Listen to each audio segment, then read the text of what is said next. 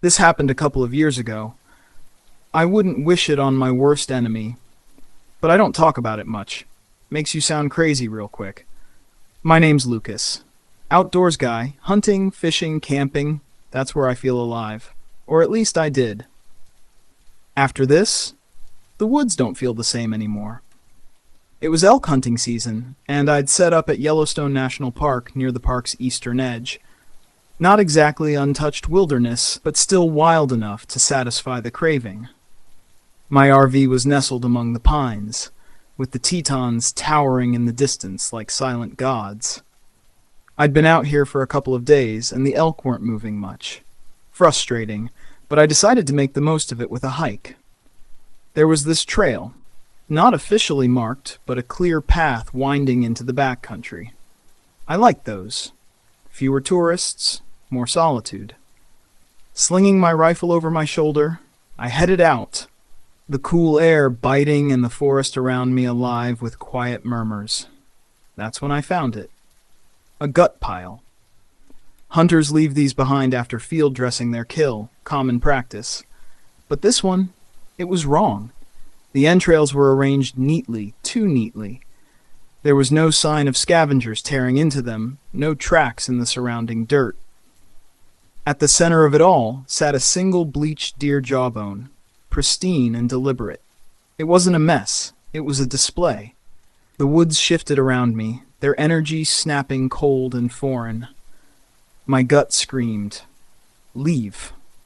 I gripped my rifle tighter and backed away, the primal fear gnawing at the edge of my mind. By the time I made it back to the RV, I couldn't shake the unease.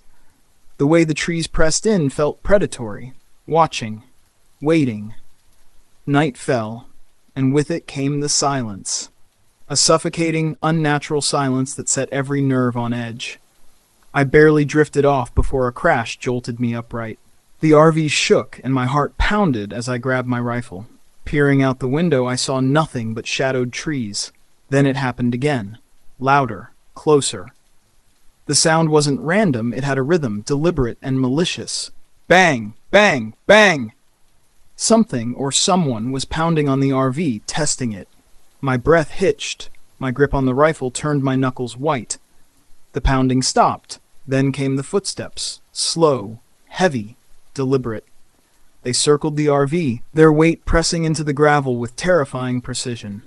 Whoever, or whatever it was, it knew I was alone. It wanted me to know it too. The steps stopped at the driver's door. I could almost hear the hand hovering above the handle, waiting, testing me. Then came a violent slam at the back of the RV, hard enough to rattle the cabinets and send me stumbling. And then the scraping began. It came from underneath the RV, metal on metal, slow and purposeful. My stomach churned as I imagined something crawling beneath me, clawing its way up. I held my breath as the sound climbed higher, scratching along the walls, inching closer to the windows. It wasn't trying to break in. Not yet. It was playing. I don't remember falling asleep, but I woke to sunlight spilling into the RV. The woods were quiet again, almost mockingly peaceful. I stepped outside to investigate, rifle at the ready. No footprints. No scratches. No sign that anyone or anything had been there. But I knew. The fear still coiled tight in my gut like a living thing. That evening, the dread came back with the shadows. Waiting for whatever had visited the night before felt like a death sentence. When darkness fully fell, I made my choice. Grabbing my rifle, a few supplies, and my keys, I started the RV. The engine roared, shattering the silence as I sped off the gravel road, the headlights carving shaky beams through the endless forest. Every mile felt like borrowed time. When I finally reached the crossroads, I saw a flickering sign for a rest stop hidden among the trees. It wasn't ideal, but it felt safer than the open road. I pulled the RV into the pines, parking it out of sight, and waited. But the woods weren't done with me. At first, it was faint, a scraping sound, distant and intermittent, just enough to make my skin crawl. Then it grew louder, echoing through the trees. It was coming closer. The sun began to rise, and I decided I couldn't wait any longer. Leaving the RV behind, I grabbed my rifle and headed into the forest. Every step felt like a gamble. Every crack of a branch sent my pulse racing. Hours passed before I stumbled onto a truck stop. The sight of people, normalcy, nearly brought me to tears. When I told my story to the sheriff, I expected skepticism. Instead, I got questions, serious ones. Reports of missing hikers, strange disturbances, eerie displays in the woods. They brought in a park ranger, a grizzled man who didn't flinch when I mentioned the gut pile or the pounding on the RV. The ranger's face was grim. "You're lucky you left," he said. "Most don't." They escorted me back to the campground, but the RV was gone. Not stolen, removed. Whatever was out there, the authorities didn't want anyone finding it again. They didn't say what they thought it was. A poacher? A cult? Something worse? I didn't ask. I didn't want to know. To this day, I don't go back into the woods. Not because I'm afraid of monsters. What haunts me is the knowledge that someone, or something, out there took pleasure in hunting me. And they're still out there, waiting for the next camper to stray too far into their territory. This happened years ago, back when my life was unrecognizable from what it is now. I was a workaholic, drowning in deadlines and stress over things that seem laughably trivial in hindsight. The only reprieve from that suffocating grind was my best friend, Ain. His easy humor and our late-night hangouts were the only things that kept me sane. When a long weekend rolled around, An suggested a camping trip. I pushed for a hotel by a pool, desperate for cocktails and air conditioning. But An, oddly insistent, argued for solitude among ancient trees. It was unlike him. He loved creature comforts as much as I did, but his determination was unsettlingly firm. Begrudgingly, I gave in. We took his RV deep into the vast, shadowy expanse of the Sioux National Forest. The air there was thick with age, the towering trees standing as silent witnesses to centuries. Our campsite was tucked far from any trace of humanity, an isolation that felt both thrilling and disquieting. Cell service was non-existent, a small blessing, or so I thought. That first night, we cooked over the fire. An burned everything he touched, turning even marshmallows into blackened clumps. He laughed it off, but there was something off about him, his eyes constantly darting toward the surrounding darkness. When I asked, he shrugged and muttered about just being tired. The uneasy tension hung in the air, unspoken but heavy. When we finally turned in, I fell into a restless sleep. Then the scratching started. It was faint at first, a tentative testing scrape against the RV's metal walls. But it grew louder, angrier, until it sounded like something was trying to rip its way inside. My heart thundered as I sat up, adrenaline washing over me. "An?" I called out, my voice trembling. Silence. I stumbled to the front of the RV, only to find his bed empty. Panic clawed at my chest as I peered out the window. There he was, standing stock still in the eerie glow of the dying fire, his back to me, staring into the darkness beyond the trees. My relief was short-lived. Just beyond the flickering flames, a figure lurked. It was not human.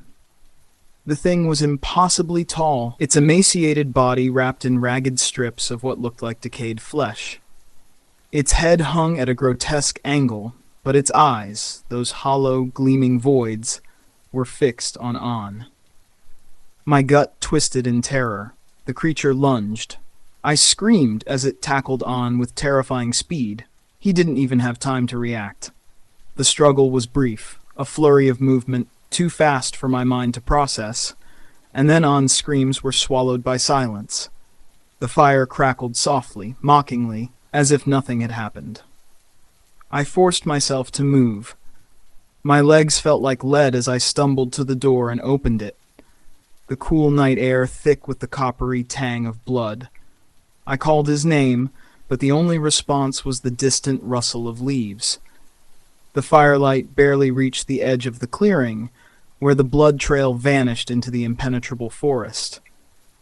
And then I heard it. The heavy, labored breathing of something massive. I didn't wait to see it. I bolted back into the RV, locking every door and fumbling with the keys. The engine roared to life, the headlights slicing through the dark. As I reversed onto the dirt road, the beams illuminated a horrific sight. Drag marks streaked with fresh blood, disappearing into the forest. And there it stood, hunched at the edge of the light, staring straight at me. It started running. I floored the gas, the RV lurching forward. The thing moved faster than anything should, closing the distance as if it were toying with me. Suddenly, a deafening crash shook the vehicle, sending it skidding off the road and into the trees. Smoke billowed from the crumpled hood. My chest heaved as I realized I couldn't drive away. I had no choice. I ran. Branches tore at my skin as I plunged into the forest, the snapping of twigs behind me growing louder, closer. My lungs burned, my vision blurred, but sheer terror drove me forward. Every shadow was a threat, every sound a death knell. Just when I thought I couldn't go any farther, I stumbled out of the trees onto a rocky cliffside. Below, bathed in the cold light of the moon, was a clearing littered with bones. Human bones, animal bones, bones I couldn't identify. In the center of the carnage knelt the creature, hunched over a mangled corpse, its jaws working methodically. I gagged, bile rising in my throat, and then I stepped on a twig. The sound seemed to echo endlessly. Slowly, impossibly, the creature's head turned toward me. Its lifeless eyes locked onto mine. For a moment, neither of us moved. Then it rose, its grotesque form towering above the blood-soaked ground. I ran. Branches whipped my face and my legs screamed for rest, but I didn't stop. I couldn't. The sound of its pursuit was a thunder in my ears. Somehow, miraculously, I burst onto a dirt road just as a pickup truck rounded the bend. I waved my arms, screaming incoherently, and the driver skidded to a stop. I was safe. The police found my RV the next day, battered and bloodied. They searched the forest for An, but there was no sign of him. No body, no creature, just the RV and the faint scent of death lingering in the air. They didn't believe me. Nobody did. But I know what I saw. Sometimes, late at night, I hear the faint sound of scratching. It starts small, almost imperceptible, and then it grows louder, more insistent. I tell myself it's just the wind. But deep down, I know it's waiting. A couple of years ago, I went on a trip that still has me glancing over my shoulder, even in broad daylight. I'm no stranger to hiking. Grew up in the suburbs, so I have that love-hate relationship with the great outdoors. It calls to you, tempting you with the allure of escape, but then there's that nagging thought. Nature's not always your friend. My buddy Cade, a born and bred Colorado native, knows the land like the back of his hand. Me? I'm Joel, the reluctant city boy adventurer. I'm good with maps, but not much else when it comes to survival. Cade talked me into this trip. We were heading out to Nevada, to the Basin and Range National Monument, a place that sounds serene in name but is known for its isolation. We were so far off the beaten path, not a soul for miles. That should have been the first sign. The first night was peaceful. Cade set up the RV while I made a half-hearted attempt at starting a campfire. I was bad at it, but it didn't matter. We were alone, miles from civilization, and honestly, I started feeling uneasy. But we had a few beers, laughed it off, and for a while, everything was fine. That was until the second day. We set off on our planned route. Nothing too crazy, just enough to test my novice legs. The sun hung heavy, relentless in its midday heat. Then Cade suddenly stopped in his tracks. There was a shape on the trail, Something white, almost fabric-like, soaked in the unmistakable dark rust of dried blood. And next to it, half buried in the dust, a bone. I didn't need a biology degree to know that wasn't any deer leg. This bone was massive, thick, and the joint was wrong. Way wrong. It didn't take a genius to realize that whatever had left it behind wasn't something we wanted to meet. We backed up, eyes scanning the horizon, but we didn't say much. We just made our way back to the RV at double speed. When we got back, it got worse. All 4 of my tires were slashed clean through. My chest tightened with panic, a fist clutching at my heart. Cade checked his phone. Nothing. No bars. That's when the noise started. It wasn't the usual sounds of animals. It was something off. Rustling, followed by guttural, deep grunts that I couldn't place. Coyotes? Maybe? But even I didn't believe that. They didn't sound like anything natural. I gripped the flashlight like it might do something, anything to help. We weren't sleeping out there that night. Cade packed us some supplies, and we made the decision to walk. Walk until we found cell service. Maybe even a road that led somewhere with people. But the leg bone kept flashing in my mind, over and over. Whatever had torn that animal apart, I didn't want to run into it. Especially not in the dark. Surrounded by jagged rock formations reaching out like crooked fingers. We walked in silence, the air thick with tension. We didn't talk, we just listened. Strained for any hint of movement, any more of those gut-wrenching grunts. Hours passed. Miles. Finally, Cade's phone flickered to life. 1 bar. My hope surged, but it was too brief. The signal was weak, barely enough for a call. Cade dialed 911. An automated message. Nothing more. The signal vanished as quickly as it appeared. The quiet hit me like a cold, suffocating weight. That's when I knew. We were alone out there. Trapped. At the first sign of dawn, the pale light didn't bring comfort. It brought dread. It wasn't long before Cade spotted something on the trail. Fresh paw prints. Not just any prints, but huge, deep ones. Twice the size of a mountain lion's. They were fresh, and something about the claws, they weren't right. Cade knelt for a closer look, then glanced up at me. No words were needed. We both knew whatever made those prints wasn't natural. It wasn't something we should mess with. The RV felt impossibly far away, but as the grunting started again, now closer, it felt like the only safe place left. The fear gnawed at me, sharp as a knife. We broke into a run, our breaths ragged, our legs burning. But every time I glanced behind me, the sounds grew closer, the grunts louder. Finally, we reached the RV, gasping for breath. Cade shoved me inside and locked the door just as something heavy thudded against the side of the vehicle. The sound echoed around us, sending chills down my spine. Thud. Another. Then another. I imagined the RV tipping over, sending us tumbling into the darkness with whatever that thing was hunting us. Through the sliver of moonlight, I saw it. Just a flash, enough to burn the image into my mind. I can't unsee it. 2 legs, yes, but hunched, moving in an unnatural way. The shoulders were too wide for its squat torso, and its head was too low, like it was sniffing the air, scenting us like prey. My stomach churned. I thought I might throw up. The thuds continued, punctuated by those grunting sounds that were half-human, twisted, mocking us as they echoed through the night. The sounds lingered, never letting us forget. Dawn came, but it didn't bring peace. Cade dared to check outside.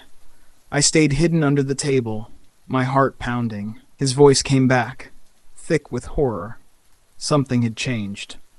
When we stepped outside, the campsite was a horror show. Blood everywhere, dragged across the ground, smeared on the tires. But there was no body, no sign of what had happened. I didn't ask. I didn't need to know. We left, fast. By some miracle, we flagged down a passerby, and by the time we made it to the police, I'm sure we looked like delusional idiots, rambling about animal prints and grunts. The report probably said something about a mountain lion attack. Hiker trauma. Maybe. I sure wish I could believe that, but I can't.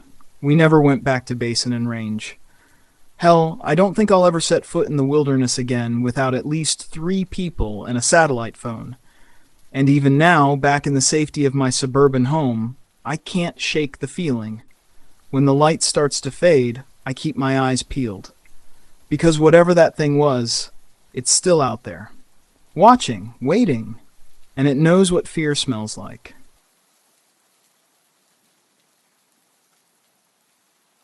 This happened to me over 2 decades ago, and it still feels like a twisted dream every time I try to piece it together. Back then, life wasn't as complicated. I had a desk job that drained me, and the RV was my big escape. I'd seen enough of the cubicle life and longed for the freedom of the open road. I bought an old, beat-up Winnebago and fixed it up myself. My name's Kai, by the way. I was determined to freelance my way across the country, chasing good weather and distant horizons, living on cheap campsites when the money ran low. Nothing felt better than waking up and seeing nothing but open land, no skyscrapers, no city noise. One fall, I found myself near the Mojave National Preserve. That place, it had a vibe, a strange aura about it. Beautiful, yes, but unsettlingly isolated. The deeper I drove, the less I saw of anything that resembled civilization. No road signs, no power lines, nothing. Just endless, harsh desert stretching in every direction. It seemed like the perfect place to settle for a couple of nights and lose myself in the silence. The first day went by without incident. I parked by a dry lake bed, miles away from the nearest dirt road. The sunset there was like something out of a dream. But the next morning, that's when the oddness started. I was going through my usual routine. Coffee brewing on the camp stove, laptop open for work, when I saw movement out of the corner of my eye. At first, I thought maybe I'd finally get a chance to talk to another human being after all this time. But as the figure drew closer, I realized something was off. It wasn't a car. It wasn't even a horse or any animal I could recognize. It was a golf cart, an old, battered electric one, crawling its way across the desert sand. The cart came to a slow stop beside the RV, and that's when I saw him. The driver. I couldn't tell how old he was. He could have been anywhere from 60 to 90, but his face looked ancient. Sunken eyes that had seen too much, skin that was as cracked and weathered as the desert floor. His clothes were faded, sun-bleached, and his hair, this thick, greasy shock of gray, stuck out from beneath a fisherman's hat like a bird's nest. He looked at me with eyes so blank, it felt like he was staring right through me. I had to raise my voice to be heard over the sputtering motor. "Can I help you?" He didn't answer right away. He just stared, unblinking. Finally he spoke, his voice like gravel being ground together. "Park's closed." I looked around at the empty wasteland, not a soul in sight. "Closed?" I asked, incredulous. "To who?" "You need permits out here," he rasped. "I didn't see yours." At that point, I figured he was just some eccentric desert hermit with a strange power trip. "Look, I'm happy to move if it's a problem," I said, trying to sound reasonable. But then he smiled. It wasn't a friendly smile. It was a cruel, jagged thing, like the grin of a predator. His yellowed teeth glinted in the weak sunlight. He pointed vaguely into the distance, far out toward the horizon. "Out yonder. Long way yonder." And then, without another word, he reversed the golf cart and trundled off into the barren landscape, vanishing into the emptiness. I spent the rest of the day on edge, my mind spinning with what had just happened. Was he just some oddball with a weird obsession? Or was there something more to it? A park ranger in exile, maybe? But why did I feel like something darker was at play? When night fell, the silence was suffocating. No crickets, no wind, not even a rustle of leaves. Just absolute, oppressive quiet. I tried to push the unease from my mind, but it clung to me, making my skin crawl. Around midnight, my battery-powered lantern flickered and died, plunging the RV into darkness. The curtain was drawn, but the air outside felt thick, suffocating. That's when I heard it. Footsteps, slow and deliberate, crunching on the sand just outside the RV. I froze. I didn't want to look. I didn't want to know. Then that golf cart sound again. It circled the RV, drawing closer with each pass. Closer until the weak beam of its headlights cut through the window, casting long shadows across the room. The cart didn't stop. It just sat there in the dark, its engine idling, like whoever was behind the wheel was waiting, watching.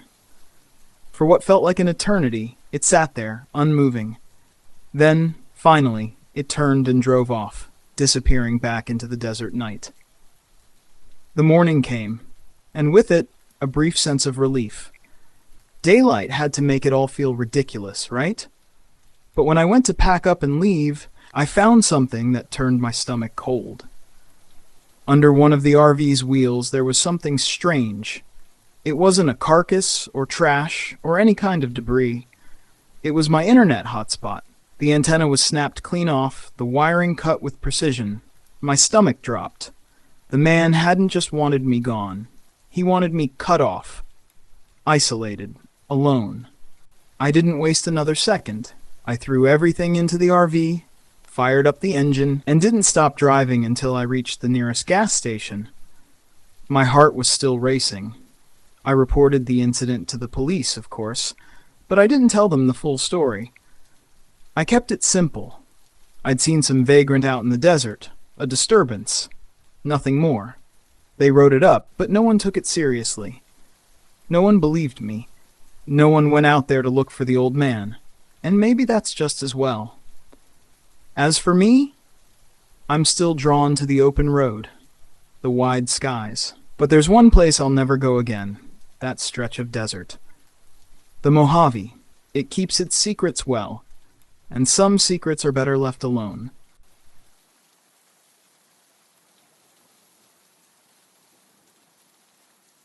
A few years ago, I experienced something so disturbing that even now, thinking back, it still sends chills down my spine. At the time, I laughed it off nervously, dismissing it as the product of a mind stretched too thin. But now, I know it was far from laughable. It's a story that haunts me, no matter how hard I try to convince myself that it was just a trick of the mind. I'm an engineer by trade, a numbers guy. Skepticism is my second skin. I've always prided myself on being level-headed, but there are still pieces of that week in Red Creek that don't add up. Puzzles that seem designed to make you question the very fabric of reality. My buddy Corin was the outdoorsman. He could fish, hunt, and survive in the wild with just a knife and a pack of matches. He invited me to join him on a week-long RV camping trip. Just the two of us. Beers, maybe a fish or two if we were lucky. His choice was the Red Creek Reserve in Utah. A remote, desolate place that was nothing but a canyon, a few old mines, and the harsh, blood-red earth that gave the area its name. It was the kind of place Corin thrived in, where he could escape from the noise of the world and lose himself. I didn't know much about the history of Red Creek at the time, but I found out soon enough. Locals would whisper about the place, telling tales of strange disappearances, of things lurking in the shadows near the old gold rush mine, places people were warned to avoid. Still, we brushed it off. Skeptics, after all. The first day there was perfect. The kind of perfect that only comes when you're isolated from everything. The RV was parked at the edge of the canyon, the view sprawling out beneath us. The silence was thick, uninterrupted. Corin and I fished, talked about old times, and had a few beers. But then, on day 2, something changed. It started as a flash, a glint of light far down in the canyon. I caught it out of the corner of my eye, like something had reflected the sunlight off a piece of metal. Then I saw movement, something large, humanoid, moving along the edge of the trees. It wasn't a bear. No, this was something different. "Corin, do you see that?" I asked, my heart suddenly in my throat. He squinted and shrugged, dismissing it with a lazy, "Probably just a deer or something." But I wasn't so sure. A deer wouldn't move like that, not with that unnatural rhythm. Grabbing my camera, I decided to get a better look, scrambling down the slope toward the canyon's edge. As I got closer, the shape became clearer, and that was when I felt it. Something that made the hairs on the back of my neck stand at attention. It was huge, too large for a man, its posture unnervingly wrong. I retreated quickly, embarrassed for having gone down there alone. We laughed it off that night, joking about Bigfoot and how absurd the whole thing was. But deep down, I couldn't shake the feeling that something wasn't right. That night, sleep didn't come easy. It wasn't fear, per se, but a low, crawling unease, like something was watching me. Around midnight, I woke up to the sound of something shuffling outside the RV. It was too quiet to be an animal, but I convinced myself it was just my imagination. There was nothing there when I checked, but the feeling lingered. I couldn't explain it. Day 3 is when everything shattered. Corin decided to fish upstream that morning, promising to return by lunch. But lunch came and went, and Corin didn't. Hours passed. By mid-afternoon, I was beginning to worry. Maybe he'd slipped and gotten hurt, or wandered too far and gotten lost in the trees. It was plausible. The path upstream was rocky, dangerous in places. That was before I found his fishing rod. It wasn't just abandoned. It was broken. The end was splintered, the line severed in jagged, uneven cuts that made no sense. It wasn't a fall. It was as if something had violently torn it apart. The moment I saw it, the cold dread I'd been pushing down exploded, washing over me. I didn't even stop to pack my stuff. I ran, straight up the narrow trail to the parking lot, heart hammering in my chest. When I reached the trailhead, there was no one. No cars, no people, no sign of anyone who had passed through. The sun was beginning to dip below the horizon. My breath came in ragged gasps as panic started to set in. I couldn't leave without Corin. I couldn't just run. I sat in my car, staring into the darkening woods, the knot of fear tightening in my stomach. That was when I heard it, the distant, mournful sound of a siren. The police had been called. Someone had reported my RV abandoned. They took me back to the reserve, shone their flashlights around, asked their questions. I didn't have answers. No one had seen Corin. The search party that arrived at dawn found nothing. No sign of him, no sign of a struggle. Just nothing. He was gone, vanished into thin air. And I couldn't explain it. No one could. 2 weeks later, the package arrived. No return address, nothing to suggest where it had come from. Inside, I found Corin's camera. The SD card was tucked next to the battery hatch. My hands shook as I plugged it into my laptop, the screen lighting up with images I wasn't prepared to see. At first, the pictures seemed normal. Corin, casting his line, shots of the creek, trees swaying in the wind. But then the images blurred, distorted as if the camera had been jostled. Then the video started. It was Corin, running. No, not running. Fleeing, with a look of sheer terror in his eyes. The camera swayed wildly, capturing glimpses of something towering behind him. It was tall. Unnaturally tall. The figure was pale, almost gray, with hair that hung in dark, tangled clumps. It wasn't a man, at least not anymore. Then the camera hit the ground, the lens pointing skyward. And the sounds, God, the sounds, Corin's screams, a sickening crunching noise, and then that laugh, low, rasping, inhuman, like something playing with its prey. The video cut out abruptly, and the screen went black. The police took the camera. They didn't find any signs of tampering, but when I described the creature in the woods, the officer gave me that look. The one they give you when they think you're losing your mind. I couldn't forget. I couldn't stop thinking about what I saw, what I heard. Months passed, but the images lingered. Every creaking floorboard, every shadow stretching just a little too long, seemed to carry the weight of that thing. The thing that took Corin. They declared Corin dead after a while. They called it an animal attack, but there were 2 more disappearances in Red Creek after that. The same pattern. People vanishing, always near the abandoned mine. Locals are talking now. There's something in the mine, something that's been there for longer than anyone can remember, but they still won't speak of it openly. They'll tell you their stories in hushed tones, as if afraid that simply saying it aloud will invite the thing to come for them next. Corin never came home. I don't know if he's dead or if he's still out there, somewhere, caught in whatever nightmare took him. But sometimes, late at night, I watch the video again, focusing on the first moments. The flash of movement in the trees, the thing that wasn't quite human, the twisted amusement in its laughter. I can't leave it alone, I have to go back.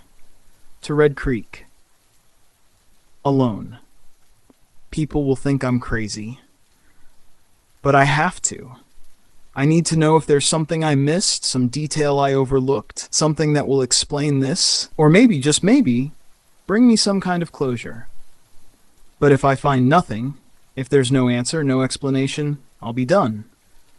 Because if all these disappearances are just random accidents, then maybe the world really is a much darker, more terrifying place than I ever realized.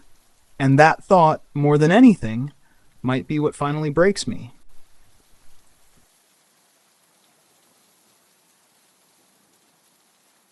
This happened to me a few years ago.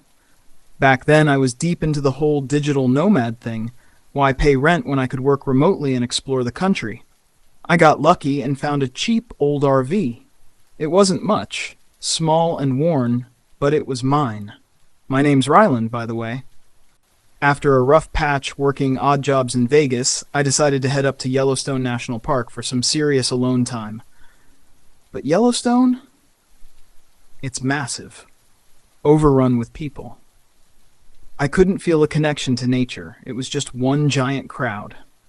Then one day, a ranger gave me a tip. Head to Shawn National Forest. Less traffic, just as beautiful. So I packed up and drove down winding gravel roads until I found a small, secluded campsite. Finally, the solitude I was craving. The first few days were perfect. I hiked, took some photographs for my portfolio, felt more alive than I had in months. But on the 3rd morning, I woke to an odd buzzing sound. Thought it was just a mosquito at first. I swatted at the air, sat up, and froze. Right outside my RV window, barely an arm's reach away, hovered a drone. But this wasn't any ordinary drone. It looked homemade, cobbled together from junk. Wires hanging out, a cheap camera mounted at an awkward angle. It looked wrong.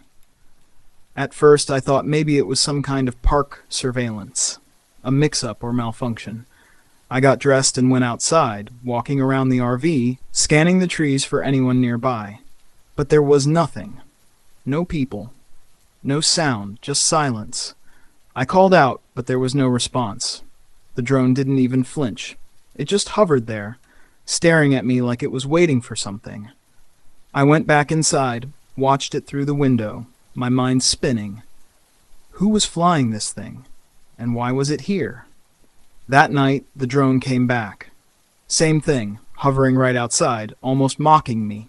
I grabbed some of my old equipment and tried jamming the signal, but nothing worked. Frustrated, I threw a shoe at it, trying to scare it off. But that only made it worse. The drone zipped off into the darkness, its little propellers buzzing faintly until it disappeared. The next morning, I woke up to a flat tire. Someone had slashed it. I swapped it out myself, but something in me snapped. I called the Rangers, filed a report. They weren't too concerned. They said they'd investigate, but unless they caught the person in the act, there wasn't much they could do. I thought about leaving, but maybe I was being paranoid. Maybe whoever was flying that drone had gotten their kicks and wouldn't come back. I should have known better. That night, I decided to sleep away from the RV. I figured whoever was targeting me might be using motion sensors or something. So I grabbed my backpack, flashlight, and sleeping bag, and wandered a bit deeper into the woods. I found a small clearing beneath some low-hanging pines and set up for the night. It was peaceful. I was ready to put the whole thing behind me. But then, around midnight, I heard it. The unmistakable crunch of branches underfoot. I sat up, heart pounding, and saw a shadow slip between the trees moving towards me. I grabbed my flashlight, flicked it on, and froze. He was close. Too close. The man stood just a few feet away. His face was hidden beneath a hoodie, and he gripped a long, rusty hunting knife in one hand. But it wasn't just the knife that made my blood run cold. It was his eyes. They were hollow, as if they weren't looking at me at all, like they were staring straight through me. My stomach twisted into a knot. In that moment, I knew. I had to get away. I lunged at him, tried to shove past him, but he was stronger than he looked. He slammed me into a tree with a sickening thud, knocking the flashlight from my hand. My head spun. He was on me in a flash, shoving me down into the pine needles. The knife glinted in the moonlight. I was paralyzed, too terrified to move. And then, just as I thought I was done for, I heard it. The sound of my RV engine roaring to life. The man froze. His head snapped around, and before I could react, he was sprinting back toward the RV. I didn't waste a second. The adrenaline surged through me like fire. I scrambled to my feet and bolted into the woods, not looking back. His shouts echoed in the trees behind me, unintelligible and full of rage. I ran until my lungs burned and my legs gave out. I collapsed beneath another tree, gasping for breath, my heart hammering in my chest. Morning came slowly, like some cruel dream. I managed to find my flashlight and hiked back to the RV. The engine was off now, but the door was wide open. Inside, everything was trashed, my gear scattered, my things thrown around. But the drone, it was there too, busted up on the floor. And the tire marks, in the dirt, they told the story. He'd tried to steal my stuff, but had been interrupted when the engine roared to life. That was my chance. I jumped in, floored it, and didn't stop until I reached a gas station. I called the cops, but when they arrived and investigated, they found something far worse. Traces of blood on my backpack and a rundown cabin in the woods, miles away. It didn't belong to a park ranger. Hell, it didn't belong to anyone sane. I still don't know what he wanted. He didn't take anything valuable. Maybe he wasn't after my stuff at all. And that drone? I rebuilt it. It flies with me now when I hike, buzzing around, keeping watch. I'll never let my guard down again. Because sometimes the woods don't want you to leave. And sometimes the people lurking there, they're not after your things. They're after something far worse.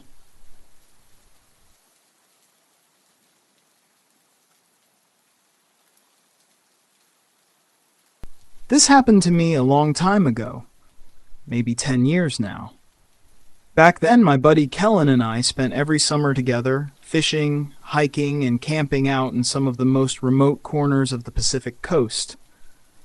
We grew up on the shores of Southern California, and you'd be hard-pressed to find two guys more in love with the wilderness. I had an amateur interest in photography back then, nothing serious, but Kellen knew it was something I enjoyed. So, when he suggested a trip up the coast to a secluded stretch of the Olympic National Park in Washington, he asked me to come along and document the beauty. Naturally, I jumped at the chance. One crisp, sunny morning, we packed up my old RV. It wasn't fancy, but it was perfect for long cross-country trips. It wasn't an off-road monster, but with Kellen behind the wheel, we had faith. We crossed the Oregon border, turning west and leaving the paved highways behind. The road soon became a narrow, winding dirt path that seemed to sink deeper into the heart of the forest. The trees grew massive, their thick trunks soaring into the sky, their canopy blotting out the sun entirely. The further we went, the darker the forest grew. Every once in a while, a logging road branched off, but we stayed on the main path. The trees felt like they were closing in on us, and my gut was telling me we were straying too far from civilization. We finally found a spot to pull over, barely wide enough for the RV to fit. A tiny creek ran nearby, making it feel like the perfect little slice of paradise. The first day was peaceful enough.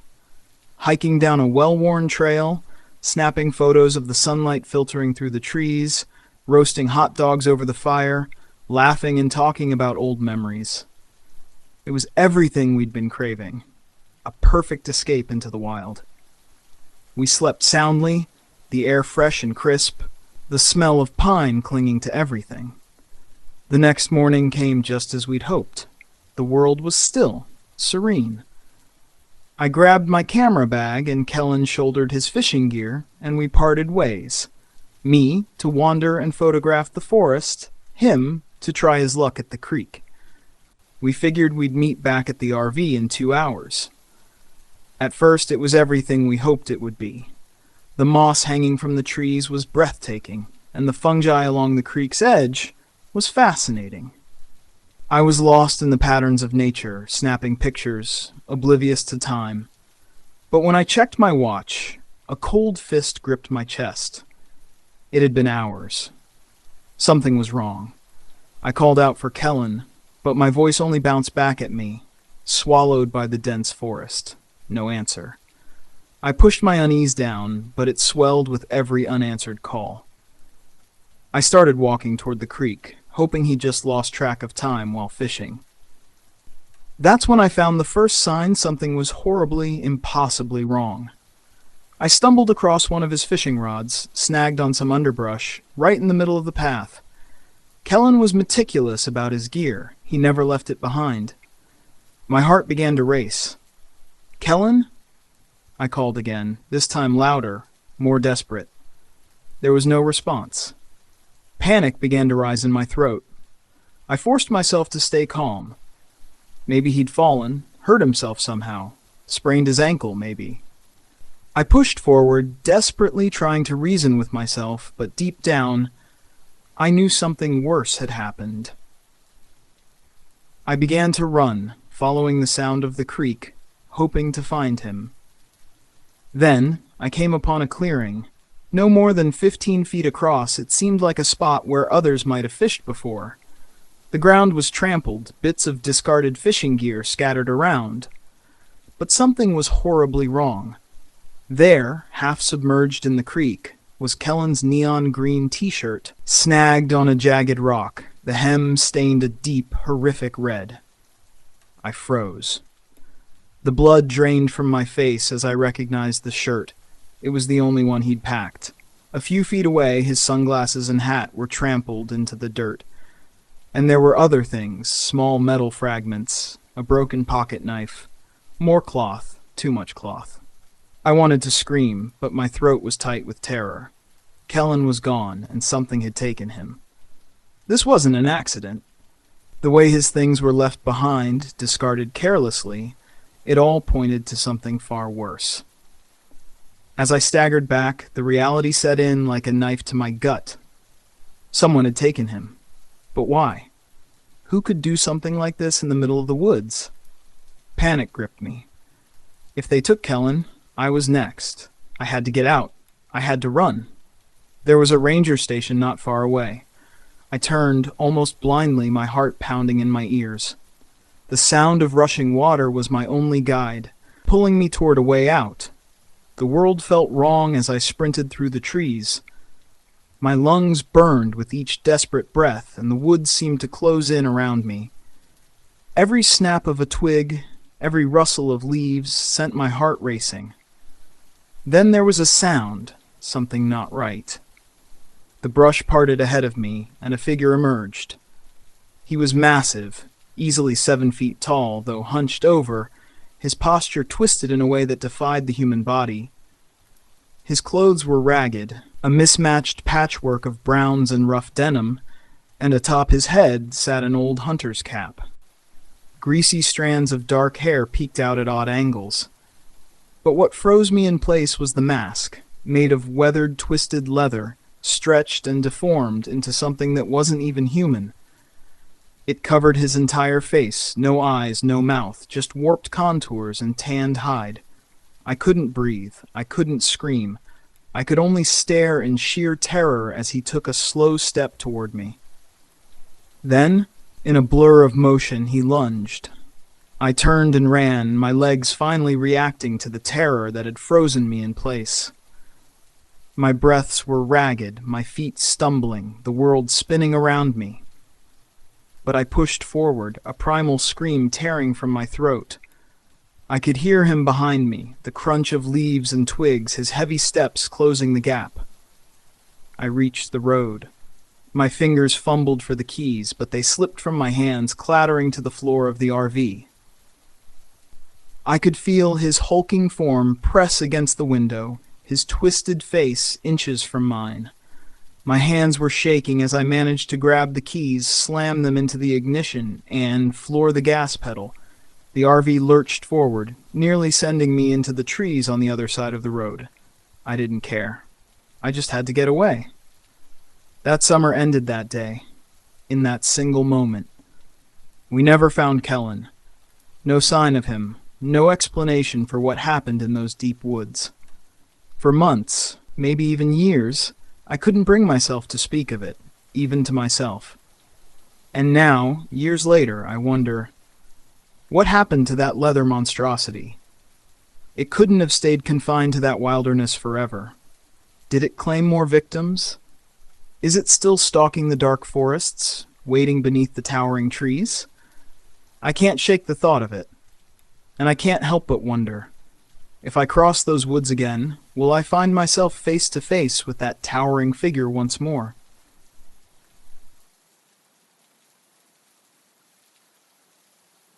This happened to me a few years back. I can't say it was anything like the movies, not a soundtrack, no slow-motion chase scenes. Looking back, I kind of wish there had been, because maybe then I'd have seen it coming. Me, my buddies Finn and Caden, we loved the solitude of the backwoods. We weren't hunters or anything, just guys who liked to get away, to disconnect. Caden had this old RV that his uncle wasn't using. Nothing fancy, but it worked. That spring, we decided to head up to Olympic National Park in Washington. That place is dense, like rainforest for miles. Makes for some incredible hikes, and you rarely see anyone else out there. It started like any other trip. We hiked all afternoon. Caden cooked up some franks and beans over the fire, and we cracked open a few beers as night fell.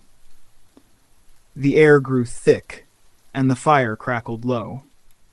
It was getting late, maybe midnight, when I woke up to scratching. At first, I figured it was a raccoon or some other animal, but it didn't stop. I nudged Finn. "Dude, hear that?" I whispered. "Think we got a visitor out there?" Finn mumbled something, probably told me to go back to sleep, so I sat up, straining my ears. The scratching stopped, then started again, this time further to the right. Whatever it was circling the RV. I reached for the flashlight, my heart pounding in my chest.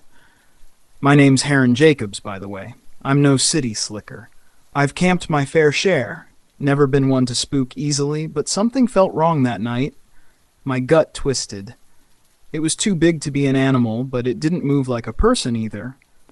My fingers brushed the cold metal of Caden's rifle under the bench seat. I gripped it hard. "Caden," I whispered, my voice hoarse. Nothing. The dude could sleep through an earthquake. I shook him awake, the scratching outside still echoing louder, matching the frantic rhythm of my pulse. Finn stirred, blinking in confusion. "What's up, man?" Before I could answer, there was a thud. A hard, sickening thud that made the whole RV shudder. I jumped up, aiming the rifle out the window, trying to spot anything in the darkness, but the blackness swallowed everything. Then came the scratching again, sharp, metallic.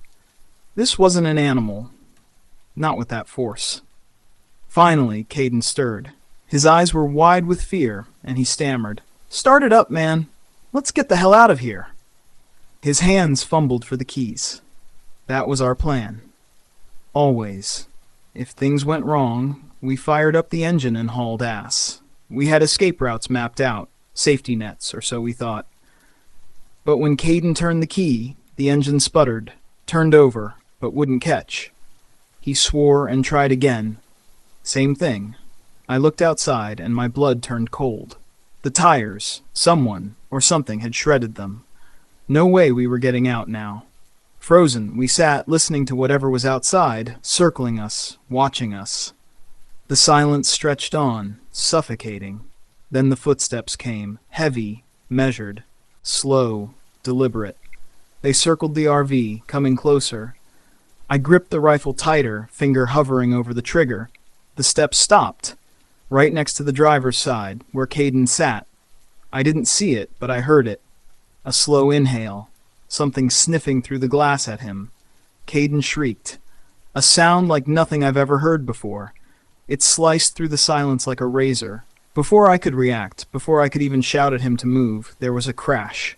A massive fist punched through the driver's side window, spraying glass everywhere. I saw it just for a split second. It wasn't an animal. It was a man. No, not even that. Nine. He was too tall, impossibly tall. His clothes were filthy, ragged. His hair was a tangled mess. And his eyes. God, his eyes. Yellow, glowing in the moonlight like a predator's. That's when we bolted. Finn was out the door before I could even blink. Caden, bless him, grabbed a frying pan and smashed it across the thing's arm before running the other way. I don't know how, but I somehow managed to wrestle open the RV door.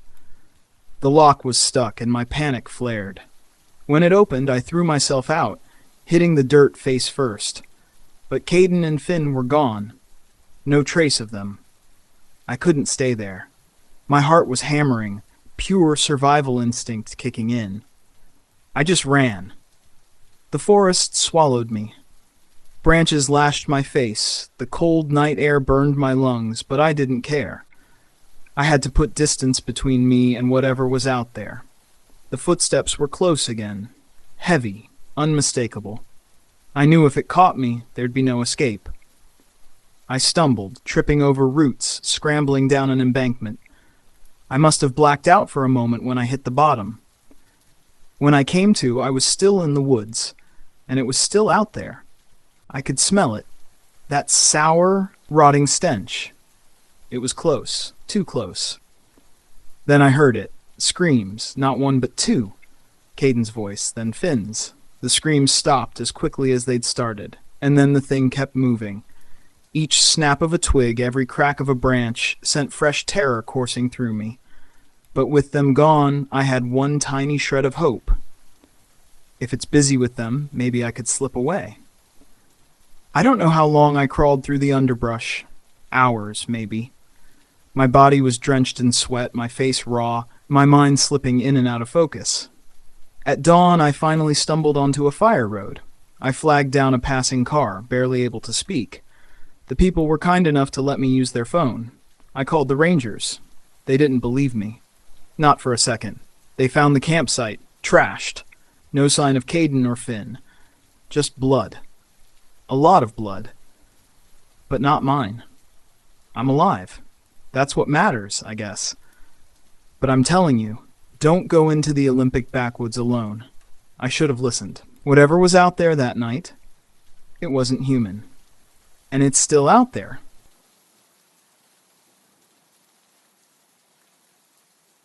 A few years ago, I was suffocating. I needed a break from the suffocating noise of city life, the endless drone of traffic, the unrelenting glow of computer screens. As a software developer, My days were spent buried in code, deadlines, and the sterile, artificial hum of the modern world. But every now and then I felt the pull, something primal, something ancient, calling to me. I wanted peace, real peace, the kind you can only find when you're utterly lost, alone in the vast expanse of nature. My name's Ellen, by the way. I'm the quiet type, the one who keeps to herself. After weeks of soul-crushing work, I decided I would find that peace, that isolation I craved. I'd drive to the Ford Pinot National Forest, pitch a tent, and disappear for a weekend. What could go wrong? I packed my gear into my old, groaning Ford and set off, feeling the weight of the world fall away as the city disappeared behind me. The hours on winding roads stretched on, the landscape slowly morphing into something wild, untamed, untouched. The deeper I went, the more the air seemed to shift. The hum of civilization faded, replaced by a suffocating silence.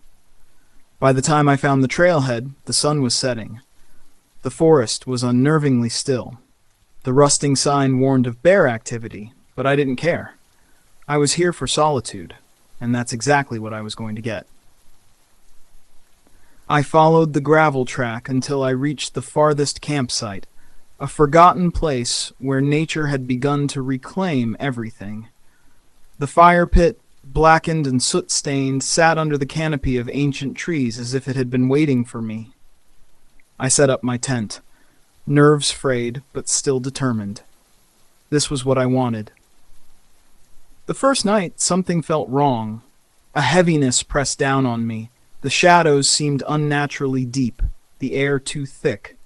Every rustle in the wind, every snap of a twig made my heart lurch in my chest. It was nothing, I told myself. Just nerves. Just isolation playing tricks on my mind. I huddled by the fire, clinging to the flickering light of my campfire, trying to lose myself in the pages of a book. But as the fire began to die down, I heard it. A slow, rhythmic tapping.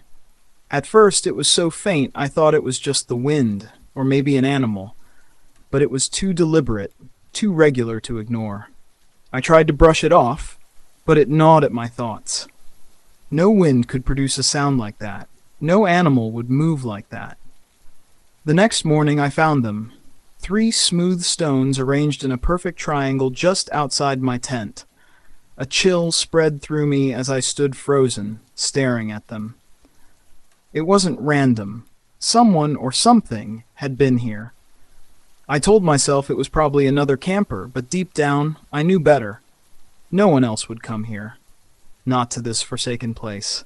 I hurriedly packed up, my hands trembling, but something kept me there.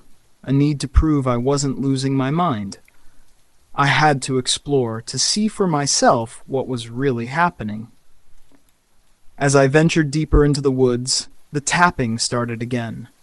Closer this time, just behind the trees. I told myself it was just my imagination running wild, but the feeling of being hunted, of being watched, grew stronger with every step. Something, or someone, was following me, playing with me. I stumbled upon a crude lean-to built under the boughs of a decaying tree, half hidden by moss. Nearby I found a snare, its purpose unclear, but its presence a threat, a warning. A cold dread seeped into my bones. Who was out here? What did they want? The questions gnawed at me, but still, I couldn't leave. I had to know. I pushed on, the tapping never far behind, growing louder now, more insistent. The sound of it echoed in my ears. And every time I thought I was close to understanding, the woods swallowed my thoughts, turning them to shadows and whispers. Then I found the clearing. At first it seemed just like any other spot in the woods, until I saw the fire pit. Something about it made my stomach lurch. The stones around it, they weren't stones. They were bones. Human bones. Blackened, charred, some cracked, others gnawed on, as though something had fed on them, gnawing the flesh from the marrow. I stumbled back, bile rising in my throat, but I couldn't tear my eyes away. And then I saw him. From the depths of the shadows, a figure emerged. It was gaunt, skeletal, skin stretched so tightly over its bones it looked like it might tear. It was tall, too tall, hunched over in an unnatural way, ribs jutting out like broken branches. The tattered furs it wore were stained dark with old blood, but it was the face that stole the breath from my lungs. It wasn't human. The mouth was a grotesque, unnatural grin, stretched wide beyond any human limit, filled with rows of needle-sharp teeth. The eyes were empty, hollow, yet somehow filled with hunger. It just stood there, watching me, as if trying to understand what I was doing there. Then, without warning, it lunged. The tapping stopped. In its place was the sickening sound of bones snapping under the force of its attack.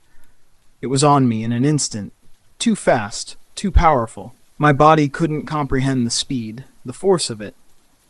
I don't remember much after that. Just flashes of blinding pain, the taste of blood, darkness swallowing me whole. I woke up 2 days later, my body a map of cuts and bruises, one eye swaddled in bandages. I was in a hospital, the sterile smell of antiseptic filling the air.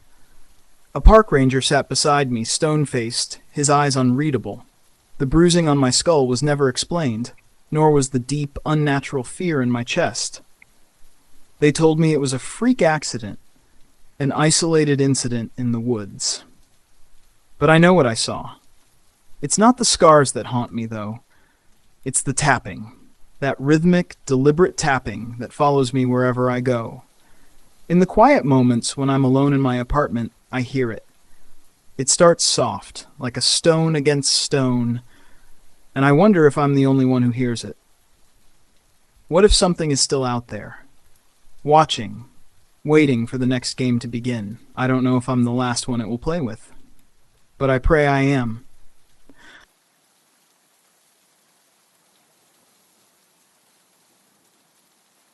This happened to me a few years ago, though time's become a blur out there.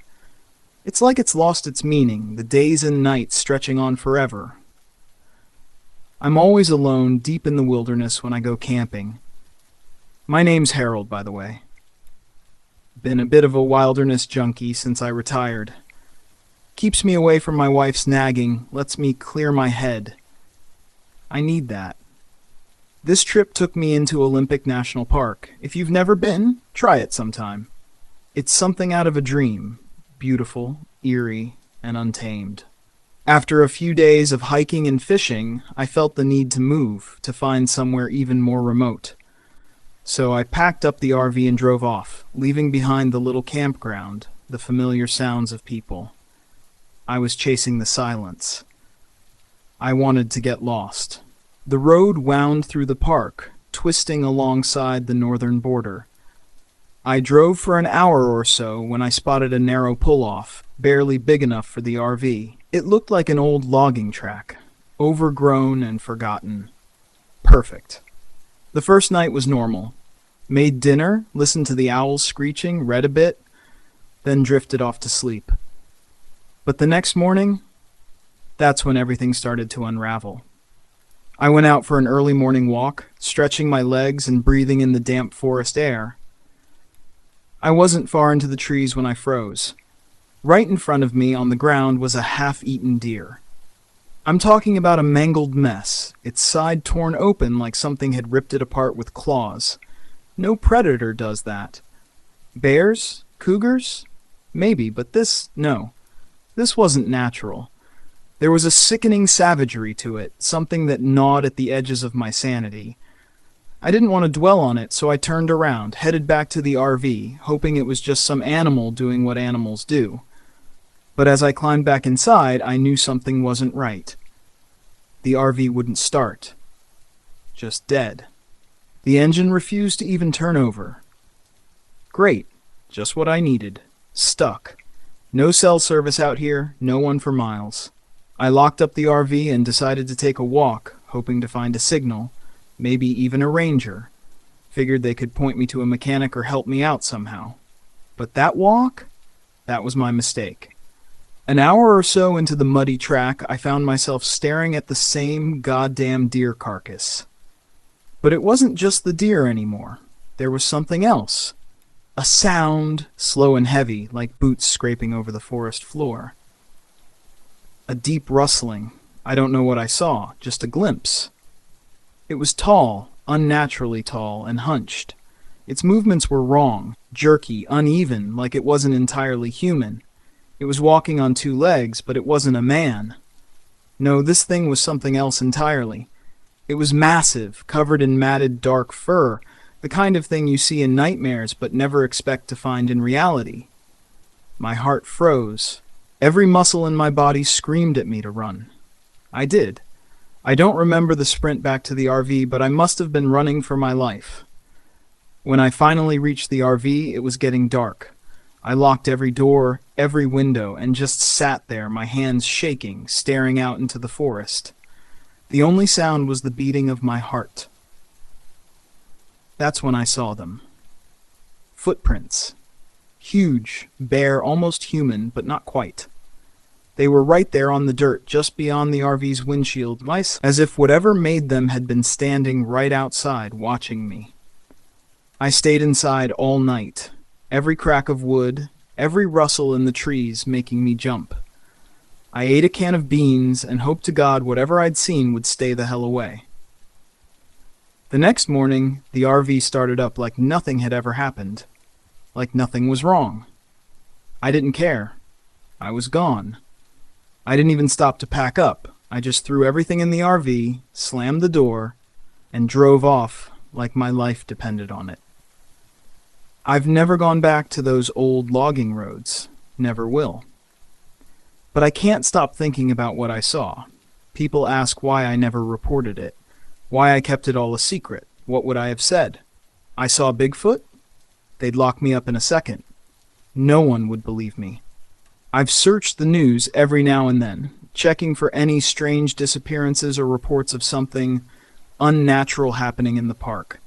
So far, nothing. And that scares me more than anything. Because what if it's still out there?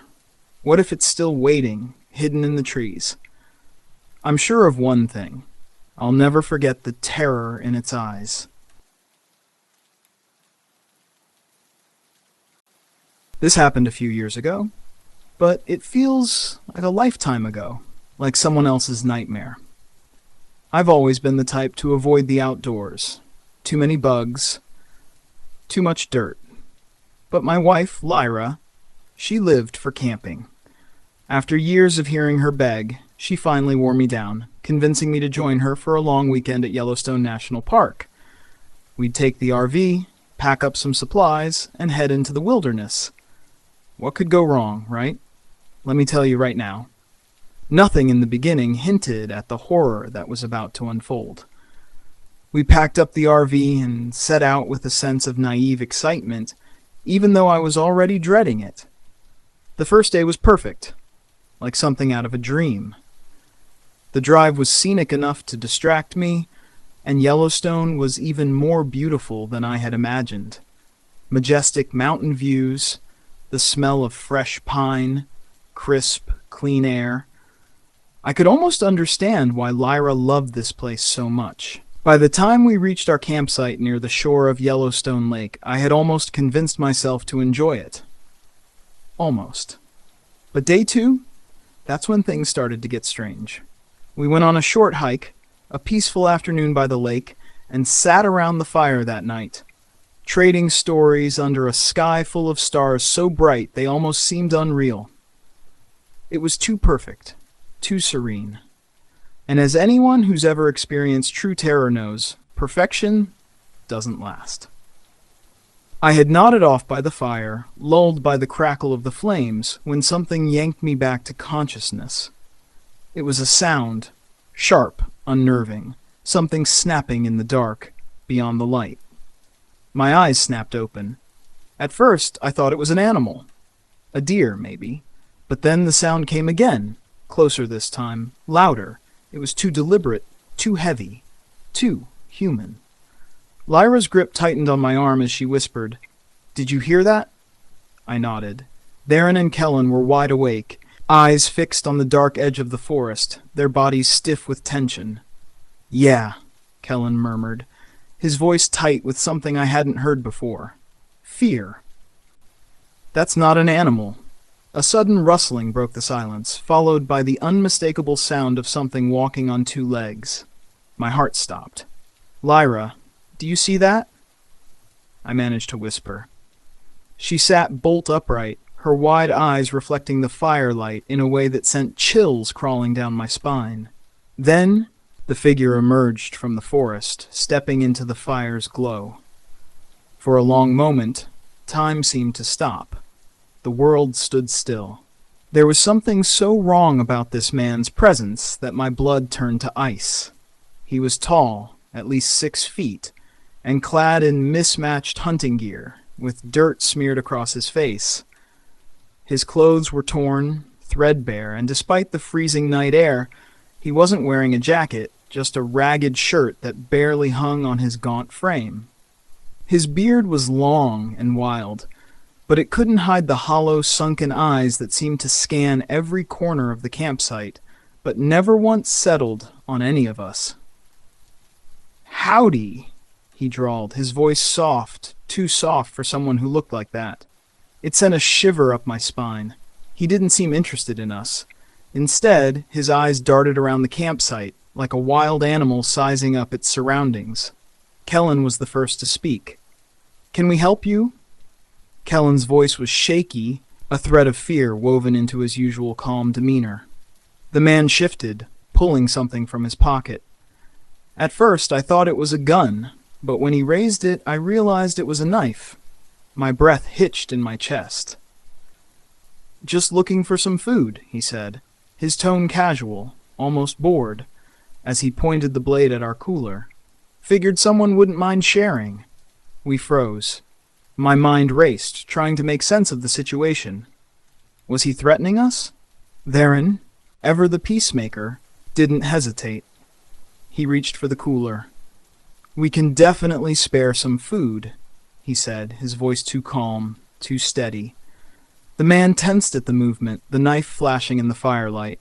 The air thickened with dread. "Whoa, easy there," I said quickly, holding up a hand. "My brother just wants to help." For a heartbeat, nothing moved.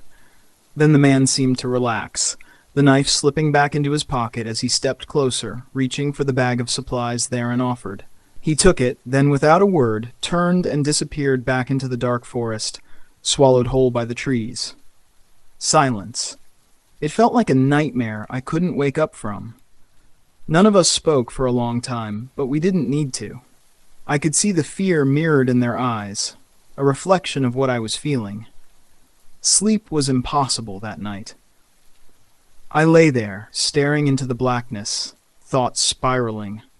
Was this just some crazed drifter, or was there something more sinister in the woods? A threat we couldn't even understand. I had to shake the image of that hollow-eyed man from my mind, but it clung to me like a second skin. When morning came, the sight of the sun couldn't chase away the lingering dread. I stepped outside, trying to shake off the unease, when something caught my eye. A scrap of bloody cloth caught on a low-hanging bush. I thought it might be some animal's kill, but the nagging feeling in my gut pushed me to follow the trail. I didn't want to know, but I followed, and when I found it, I wish I hadn't. A pile of bones. Human bones, picked clean, some of them still bloody, scattered like garbage near the tree line. A wave of nausea hit me hard, and I staggered back, heart pounding. It was clear now. We weren't alone out here. Not just the man. There was something far worse lurking in these woods. I ran back to the campsite, my mind spinning with terror. When I told Lyra, Theron, and Kellen what I'd found, the horror was written on their faces before they even said a word. We knew without a doubt that this wasn't just an isolated incident. Something was hunting in those woods. We packed up as quickly as we could, the quiet of the lake's shore now sounding more like a tomb than a peaceful retreat. The world felt like it was closing in on us, pressing down with an overwhelming weight. We didn't speak much as we drove out of Yellowstone, but none of us needed to.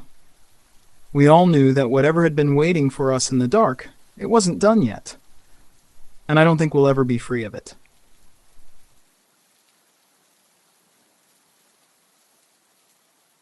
A few years ago, I embarked on what would be my last solo road trip. For most people, the idea of traveling alone across vast, empty stretches of land sounds lonely, but for me, it was liberation. The constant hum of city traffic, the crowds, the endless noise, it all suffocated me. I craved the solitude of the open road. I wanted peace, quiet, and escape. My name is Harlan, by the way. My parents had a thing for giving their children peculiar names, but that's neither here nor there. I chose Utah as my destination, specifically the Red Canyons, a stark contrast to the suffocating gray of city life. I'd packed my RV as I always did, sleeping bag, hiking boots, maps, and enough granola bars to last a small army. But I wasn't prepared for what I would find in the depths of Zion National Park. Sure, I'd hiked the popular trails before, the ones teeming with selfie-snapping tourists and kids in matching shirts. But the allure had always been in the quiet, the solitude, the wilderness beyond the crowds. I'd read about a remote trail called the Cobb Narrows, a place where few ventured, where slot canyons and towering rock formations awaited those willing to seek them. It promised isolation and adventure, and I was eager to get away from it all. So, at the crack of dawn, I packed a light day pack and set off to find it. The first few miles were stunning. The sandstone cliffs rose like ancient sentinels, their hues shifting from pale cream to deep rust. Streams ran crystal clear beneath my feet, their waters so pure I could see the fish darting through the currents. But as the day wore on, the mood of the landscape shifted. The crowds disappeared, and the path grew narrower. The towering cliffs loomed closer, swallowing the sun. I lost my signal. A minor inconvenience, but I should have known it was a sign. By mid-afternoon, the trail had taken me to the edge of a dangerous river, its waters churning with a vicious current. The canyon walls pressed in on all sides, blocking out the sky. It felt like some ancient barrier, daring me to cross. But then it hit me. I'd been walking for hours, and I hadn't seen a single soul. The eerie silence began to claw at my nerves. No birds, no insects, not even a breeze, just the oppressive stillness. I was about to turn back when something caught my eye. About 20 feet away, tucked in the shadow of a massive boulder, stood a figure. It was large, too large, and its shape distorted by the jagged rock behind it. My breath hitched as I tried to focus. I couldn't make out any features at first, but the outline was unmistakable. A man, or something that resembled one. And then I saw it, a slick crimson substance in his hand. My stomach churned as I realized what it was. Blood. My heart pounded in my chest, but the figure didn't seem bothered. It merely turned its head slowly, as if aware of my presence but uninterested in my fear. I couldn't meet its eyes. Those eyes, hidden behind matted hair and a tangled beard, felt hollow, empty. I didn't know if they saw me, but I knew they were aware of me. Then, just as casually as he had appeared, he slipped behind the boulder, vanishing into the shadows. For a moment, I stood frozen.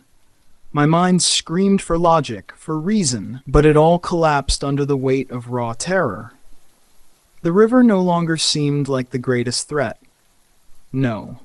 The real danger was lurking in those dark corners of the canyon, waiting, watching. I don't remember running. I don't remember the climb back through the narrowing walls of the canyon. I only know that every rock I scrambled over felt like an escape from death itself. By the time I reached my RV, my hands were shaking uncontrollably. I could barely form words when I stumbled into the park ranger station, gasping out something about a madman in the woods. They didn't believe me. The search party they sent out returned with nothing. No tracks, no sign of any person.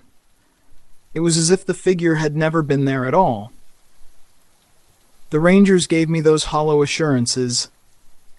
It's easy to get lost in the park. You might have just imagined it.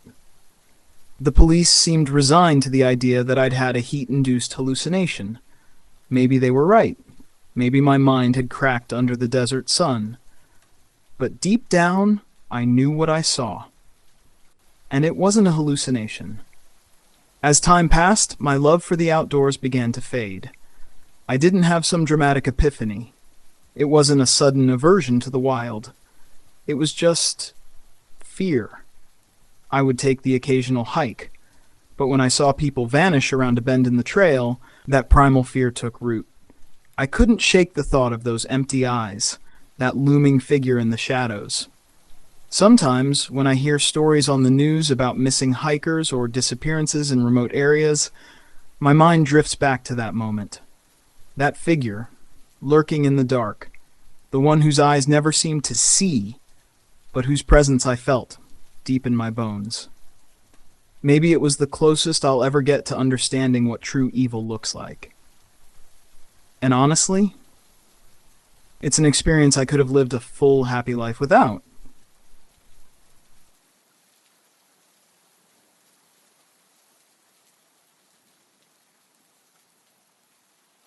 This happened to me a few years ago, but it feels like a lifetime. It was the same camping trip I'd done every fall, something I'd looked forward to all year. I'd load up my RV and head deep into the forest, craving that soul-soothing solitude. It was just me and nature, and nothing else mattered. I wasn't a survivalist, far from it. I grew up in the city, with all the comforts of modern life, but there was something about disconnecting for a week, leaving it all behind, that reset me like nothing else. This year, I drove out to the heart of the Ozarks in Arkansas, a place that had always called to me. The rolling hills, the crystal clear rivers, enough dense, endless trees to get completely lost in. And for me, getting lost was the draw. It was an escape from the constant bombardment of life, work, social media, the constant hum of being connected. In the Ozarks, I became nobody, and that, I realized, was perfect. I parked my RV by a winding gravel road, tucked in a secluded corner where no one ever seemed to go. It was just my style, remote, untouched. I set up camp, then set out on the trails for a hike, finding a beautiful, winding path along the river, serene and quiet. I didn't see another soul. That night, I cooked dinner over the fire and fell asleep early. An ordinary day. Exactly what I needed. But that first night, something felt off. Strange sounds echoed through the trees, branches creaking, the soft snap of twigs. Normal things, yes, but my gut twisted with unease. Still, I brushed it off. Just the wind, I told myself. No big deal. I crawled into my RV and went to sleep, planning to check things out in the morning. The next day, I set out on my little scouting mission. No tracks, no signs of anything. Just the usual wilderness, the silence of the woods. What had I been worried about? Paranoia, that's all it was. So, I poured myself some coffee, sat by the campfire, and let the peaceful sounds of the forest drown out the tension from the night before. But that's when I saw it. A flash of movement deep in the trees. At first I thought it was a buck. It wasn't deer season, but there were all kinds of creatures out here. I felt that old curiosity stir in me. Slowly I crept toward it. But then it moved again, ducking deeper into the forest. Something was off. It didn't move like any animal I knew, and definitely not like a deer. The nagging feeling in the pit of my stomach told me to turn around, go back to the RV, lock myself inside, and forget the whole thing. But my stubbornness got the better of me. My name's Ellen Wilder, by the way. The sensible part of me screamed to retreat, but the thrill-seeker in me pushed forward. What was the worst that could happen? The deeper I went, the more wrong everything felt. I was being drawn in, compelled by a need to know, to see what the hell this thing was. What was it hiding? The air grew thick, heavy. It wasn't just fear now, it was primal, raw terror, my instinct screaming for me to turn back. And then I saw it. This figure. It wasn't human. It wasn't anything I could identify. It was tall, much taller than any man I'd ever seen, and its movements, fluid yet jerky, were beyond unsettling. The thing was crouched low, but when it straightened, its shape was wrong. Almost apple-like, but still distinctly human. It was constantly twitching, shifting, like it was adjusting itself, unnatural, like it couldn't settle. I couldn't look away. I couldn't move, but the terror seeped into my bones. It taunted me, slipping further away with each glimpse, like it wanted me to chase it, to follow it deeper into the woods. The longer I followed, the more my legs trembled, not from exhaustion, but from the fear that gnawed at me. Each time it disappeared, my heart raced faster, yet I couldn't stop. It was like I had to understand what this was. I had to know. Then, in a small clearing, I saw it. An old trapper's cabin. It wasn't abandoned, though. It looked lived in. Something twisted about the way it stood there, out of place, like it was meant to lure me here. The smell hit me next. It was vile, rotting flesh, but underneath that, something chemical, like burned plastic. It twisted my stomach, pulled me closer, even as every instinct screamed to run. But I couldn't. I had to see. I had to know. The door of the cabin creaked open, and what I saw inside shattered my understanding of reality. There were figures standing, unnaturally still, bathed in shadow. But these weren't people. These were things. Twisted, misshapen versions of humanity, each one grotesque in its own way, yet sharing the same chilling, unnatural stillness. They weren't human anymore, at least not in any way I could comprehend. Some jerked and twitched unnervingly, but others just stood there, locked in place, staring at me. Empty spaces where their faces should have been. Nothing but hollow, void-like pits. Then the first one moved. Its head snapped toward me, but where a face should have been, there was nothing. No eyes, no mouth, just an empty, wrong void. And then that scream. A high-pitched, agonizing wail, like metal scraping against metal. I thought my heart would explode. I bolted. Everything after that was a blur, screaming, running, feeling the trees tear at my skin. But the sound of them never stopped. It echoed in my head, in my bones. They were chasing me. I remember stumbling onto the gravel road, gasping for breath. My RV was in sight, just a few more yards. But those things, those creatures, they weren't slowing down. That eerie, unnatural moan was behind me, growing louder. Then my foot caught a hidden root, and I crashed to the ground, my body slamming into the gravel. Pain shot up my legs, my hands raw from the fall. I turned just in time to see them, looming at the tree line, unmoving. They weren't attacking, but they were watching, waiting. Something held them back, and I didn't know how much longer I had before they decided to come for me. The sun was beginning to set as I dragged myself, inch by agonizing inch, toward my RV. I crawled like an animal, praying that if I stayed out of sight, maybe, just maybe, they couldn't follow. Each inch felt like a lifetime, but finally my fingers scraped the door handle. I pulled myself inside, slamming the door behind me, locking it, and then scratching, clawing, something trying to get in. The night passed in unbearable silence, only broken by the faintest lingering moan. When the sun rose, I didn't wait. I grabbed the keys, ignoring the agony in my ankle, and tore out of there without a second glance. They never chased me again. But there are nights, when the wind rustles through the trees just right, that I swear I hear that moan again, that unnatural wail. And I remember, every time, that whatever they are, whatever I saw in those woods, it isn't something any of us were meant to find. It wasn't a ghost story. It was something far worse. And I can't shake the feeling that it's still out there, waiting for someone else to stumble too close, to hear the call and follow it. They never caught me, but I know I was lucky. I can't explain it. Maybe they're experiments. Maybe they're victims of some sick cult. But the fear, oh God, the fear was real. The way they moved, the way they watched, the way they hunted me, it was like I was nothing but prey. I reported it, of course. The police didn't believe me. Hallucinations, they said. But the look in their eyes told me they weren't so sure. I think they searched the woods, but they never found the cabin. They never found what I saw.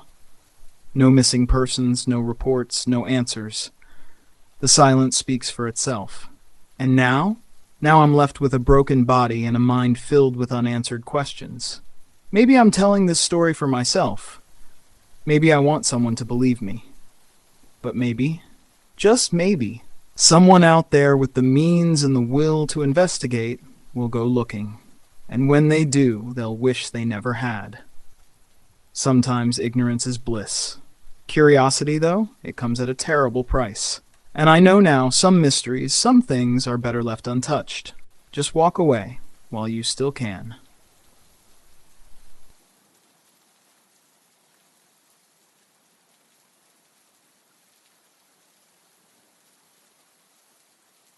This happened a long time ago, though the years blur now.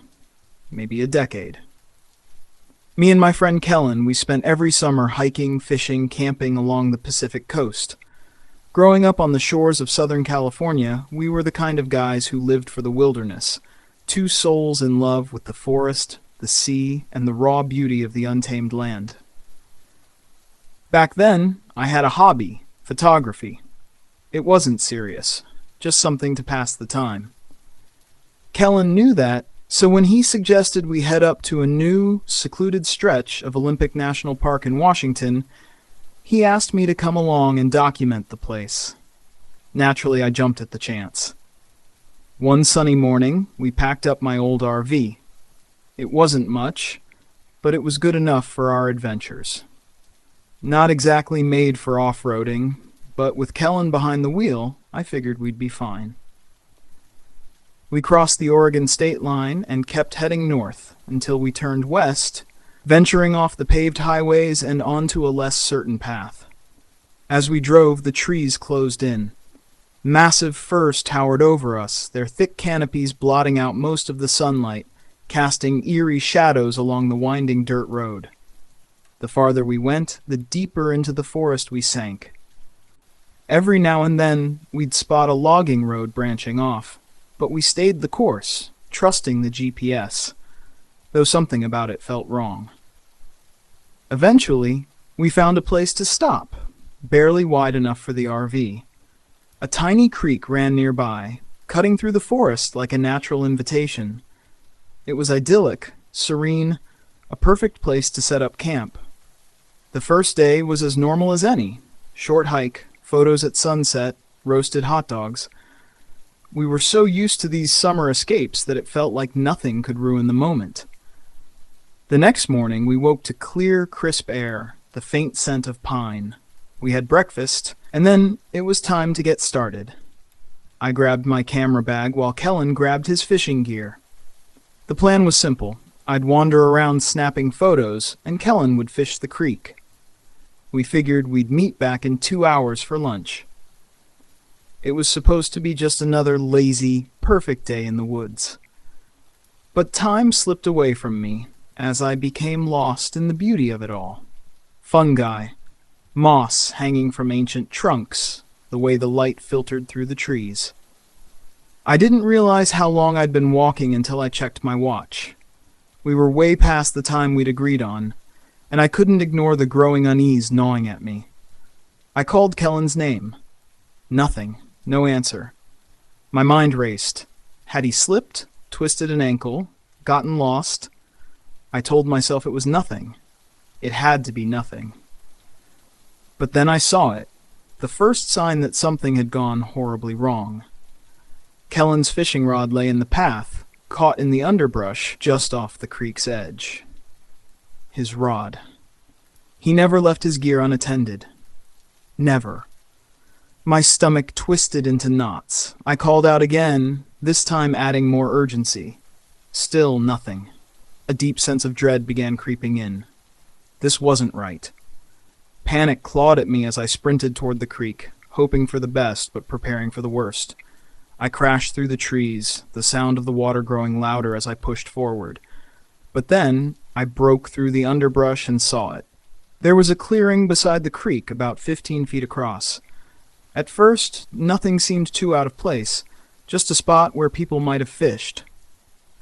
But then I saw the blood.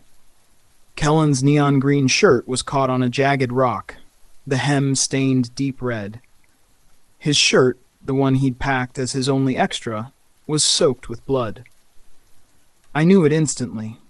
His sunglasses and hat lay scattered on the ground, trampled into the dirt. There was other stuff too, bits of metal, fragments of plastic, a pocket knife, more cloth. Too much cloth, I could hardly breathe. Kellen was gone, and from the looks of it, he hadn't left willingly. A cold, crawling sense of horror wrapped around my chest. No animal, no predator, attacked this way. This wasn't an accident. No. Someone had taken him. Someone had planned this, and the thought sent a fresh wave of terror through me. If they'd come for Kellen, what stopped them from coming for me next? I had to get out. I couldn't stay here. There had to be a ranger station not far, maybe a trailhead, someone who could help. I spun around, desperately trying to find my way back, the sound of the creek still faintly guiding me. Every snapped twig, every rustle in the woods made my heart jump into my throat. I ran, panic surging through me, breath coming in ragged gasps. Then it happened. A sound. It wasn't natural. Something huge moving through the brush ahead. My heart stopped as a figure appeared, stepping into my path.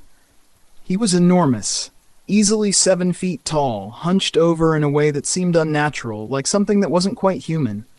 His clothes were a mishmash of old patchwork fabric, rough denim, worn-out leather. But the worst part? His face, or lack of one. A weathered leather mask, twisted, warped, and stretched out, covered his entire head. No eyes, no mouth, just skin contorted into an empty, grotesque form. I froze. My body locked in terror, unable to move, to scream. He didn't move at first. He just stood there, looming, watching. And then, with a sudden animalistic lunge, he was on me. I didn't think. I turned, legs finally finding the strength to carry me as my mind screamed for survival. My feet pounded against the earth, the sound of my breath mingling with the blood-pumping fear surging through my veins. Every step felt like I was being pulled into a nightmare, and yet somehow I reached the road. I threw myself into the driver's seat of the RV, fumbling for the keys, panic blurring my movements. The keys fell from my hand, clattering onto the floor, just as I heard his massive form crash against the window. His hulking frame pressed so close I could feel his breath on the glass. I couldn't think, couldn't move fast enough. Finally, the engine roared to life. I slammed the RV into drive, tearing out of there, barely staying on the road as I fought to control the wheel. My heart still thundered in my chest as I sped away, the shadow of that figure lingering in my mind. That summer ended for me that day. The nightmare never truly left. We never found Kellen. We never got answers. And I still wonder, what was that thing? What did it want? Did it claim more victims since that day? Is it still out there, lurking in the shadows of the forest, waiting for the next soul to wander too far? The thought chills me to the bone. And sometimes when I'm alone in the wilderness, I can't help but wonder, will it find me again?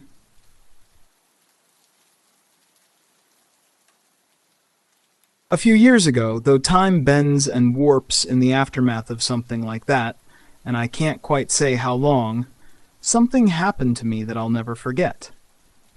My name's Orson, but my friends call me I. It was just me and my cousin, Arara, up in the woods that weekend. The city gets suffocating, you know? A few days in the wilderness, breathing fresh air helps clear my head, lets me shake off the pressure. Aurora is practically my sister, and we'd spent countless weekends hiking, camping, just getting away together. A trip like this always felt more like hanging out than a real vacation. We were headed to Olympic National Forest, a massive, untamed stretch of wilderness. One of the last places on the west coast where old-growth trees rise so high they seem to touch the sky. The moss-drenched landscape felt like something out of a dream, and the forest had a way of swallowing up sound so completely that you felt like you were the only two people in the world. I used to love it. This time, though, something went terribly wrong. By the fourth day, we found a secluded grove tucked between boulders, soft moss carpeting the earth. It felt safe, quiet, almost sacred. The sun was dipping behind the trees, throwing streaks of amber and purple across the sky. We had dinner, chatted, just enjoyed the stillness. That's when I saw it. It moved through the trees, something large, far off but unmistakably huge. It was the size of a bear, maybe 6 feet tall, but stocky, like a boulder covered in dark, matted fur. At first, I thought it was just a bear wandering off, maybe curious. So we decided to head inside the RV, better safe than sorry, right? We locked up, made ourselves comfortable, and went through the usual routine. Dinner, TV, the peacefulness of the night settling in. But then, I heard it. A scratching sound, nails dragging along the RV's exterior. Aurora jumped. I jumped too, though I wasn't about to admit it. I peeked out the window, saw nothing. Just the trees swaying in the wind, their branches creaking. Probably just a branch brushing against the side of the RV. Probably. Then there was a thud. A hard, heavy thud, like something had just thrown its weight against the side of the RV. This was no wind, no animal. Aurora's voice trembled. Do you think it's... Her sentence trailed off, her fear echoing in the air. We'd always joked about Bigfoot, the documentaries, the conspiracy theories, all of it. But this wasn't funny anymore. The night dragged on, an oppressive silence stretching between us, then another thud. This time, the RV rocked as if something, no, someone was deliberately throwing its body against the walls. It wasn't curious. It was angry. And it was here. Suddenly, there was a sharp metallic crack. I froze. Aurora shrieked. I didn't have time to think before the RV started rocking violently. The metal creaked, the windows shuddered. Something was out there, pounding against the sides, trying to get in. It felt like hours passed in that corner, crouched low, waiting for the inevitable. My heart hammered so loud in my chest, I couldn't hear anything else. Then, through the crack in the blinds, I saw it. A pair of glowing red eyes, big, unblinking, piercing through the glass, even from a distance. It stood just outside the window, bathed in the dim yellow light of the RV. The eyes were like fire, cutting through the night, and beneath them I saw the outline of a massive, muscular form, shrouded in shadow. Long, matted hair hung from its broad shoulders. Its hands, God, its hands were monstrous. Fingers as long as my forearm, gripping the sill as if testing the strength of the glass. I couldn't see its face fully, thankfully, but that didn't matter.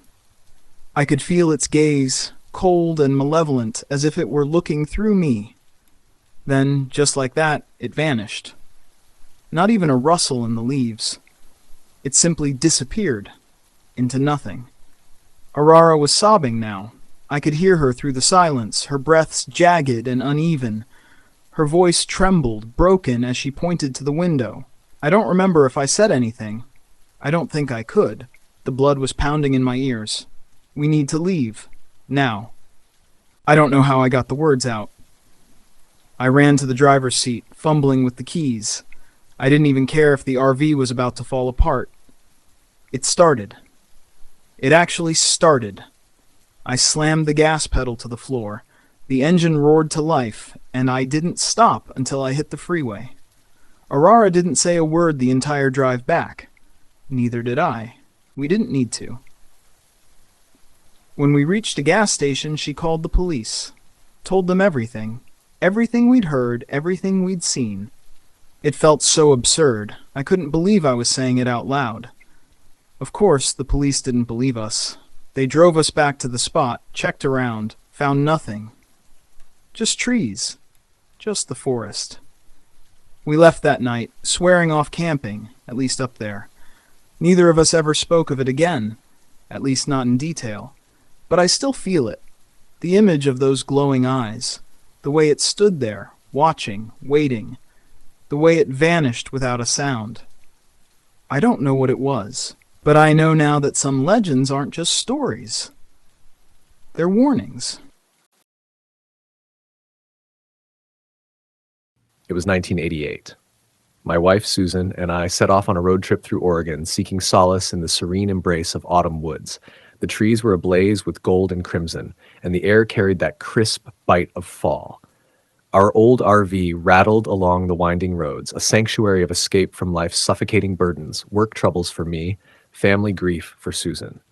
We loaded up the RV without a plan, just the hope that the wilderness could breathe life back into our tired souls. By midday, we pulled into Silver Falls State Park.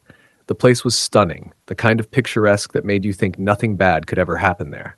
Susan unpacked a picnic under a towering maple while I parked near the back of the empty lot. We ate sandwiches to the soundtrack of rustling leaves and birdsong. "This was the right call, Jake," Susan said, a rare smile gracing her face. I needed this. She wasn't wrong. The forest felt like medicine. We hiked the trails, marveling at every twist and turn. By dusk, we were exhausted but content. Susan dozed off as I drove us to a nearby campground to settle in for the night. The lot was eerily quiet, just two other RVs, their windows dark. It felt peaceful at first, a sanctuary from the world. But as the night deepened, the peace curdled into unease. It started with the sounds. At first, they were subtle, faint snaps of twigs, the rustle of leaves. But then came the footsteps, heavy, deliberate, circling the RV. I froze, the hair on my arms standing on end. "Susan," I whispered, shaking her awake. She groaned groggily. "What's wrong?" "Something's out there." I grabbed the flashlight, its weight reassuring in my hand, and peered out the window. The beam cut through the darkness, sweeping over shadowed trees and empty asphalt. For a moment, I thought I imagined it all. Then I saw it. A figure. Tall, hunched, and grotesque, it darted out of the light's reach, but not before I glimpsed its silhouette, a monstrous shape that didn't belong to anything natural. "Susan, stay down," I hissed. A heavy scrape echoed along the RV's side, metal shrieking against what sounded like claws. Then a hand pressed against the window. It wasn't human. Too long, too gnarled, leaving a greasy smear as it slid down the glass. The engine sputtered on the first key turn, my heart hammering with each failed attempt. "Come on," I growled, slamming my palm against the dashboard. Finally, the engine roared to life, and I floored it, speeding into the night.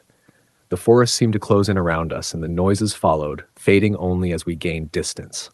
We pulled into a remote rest stop, trembling and exhausted.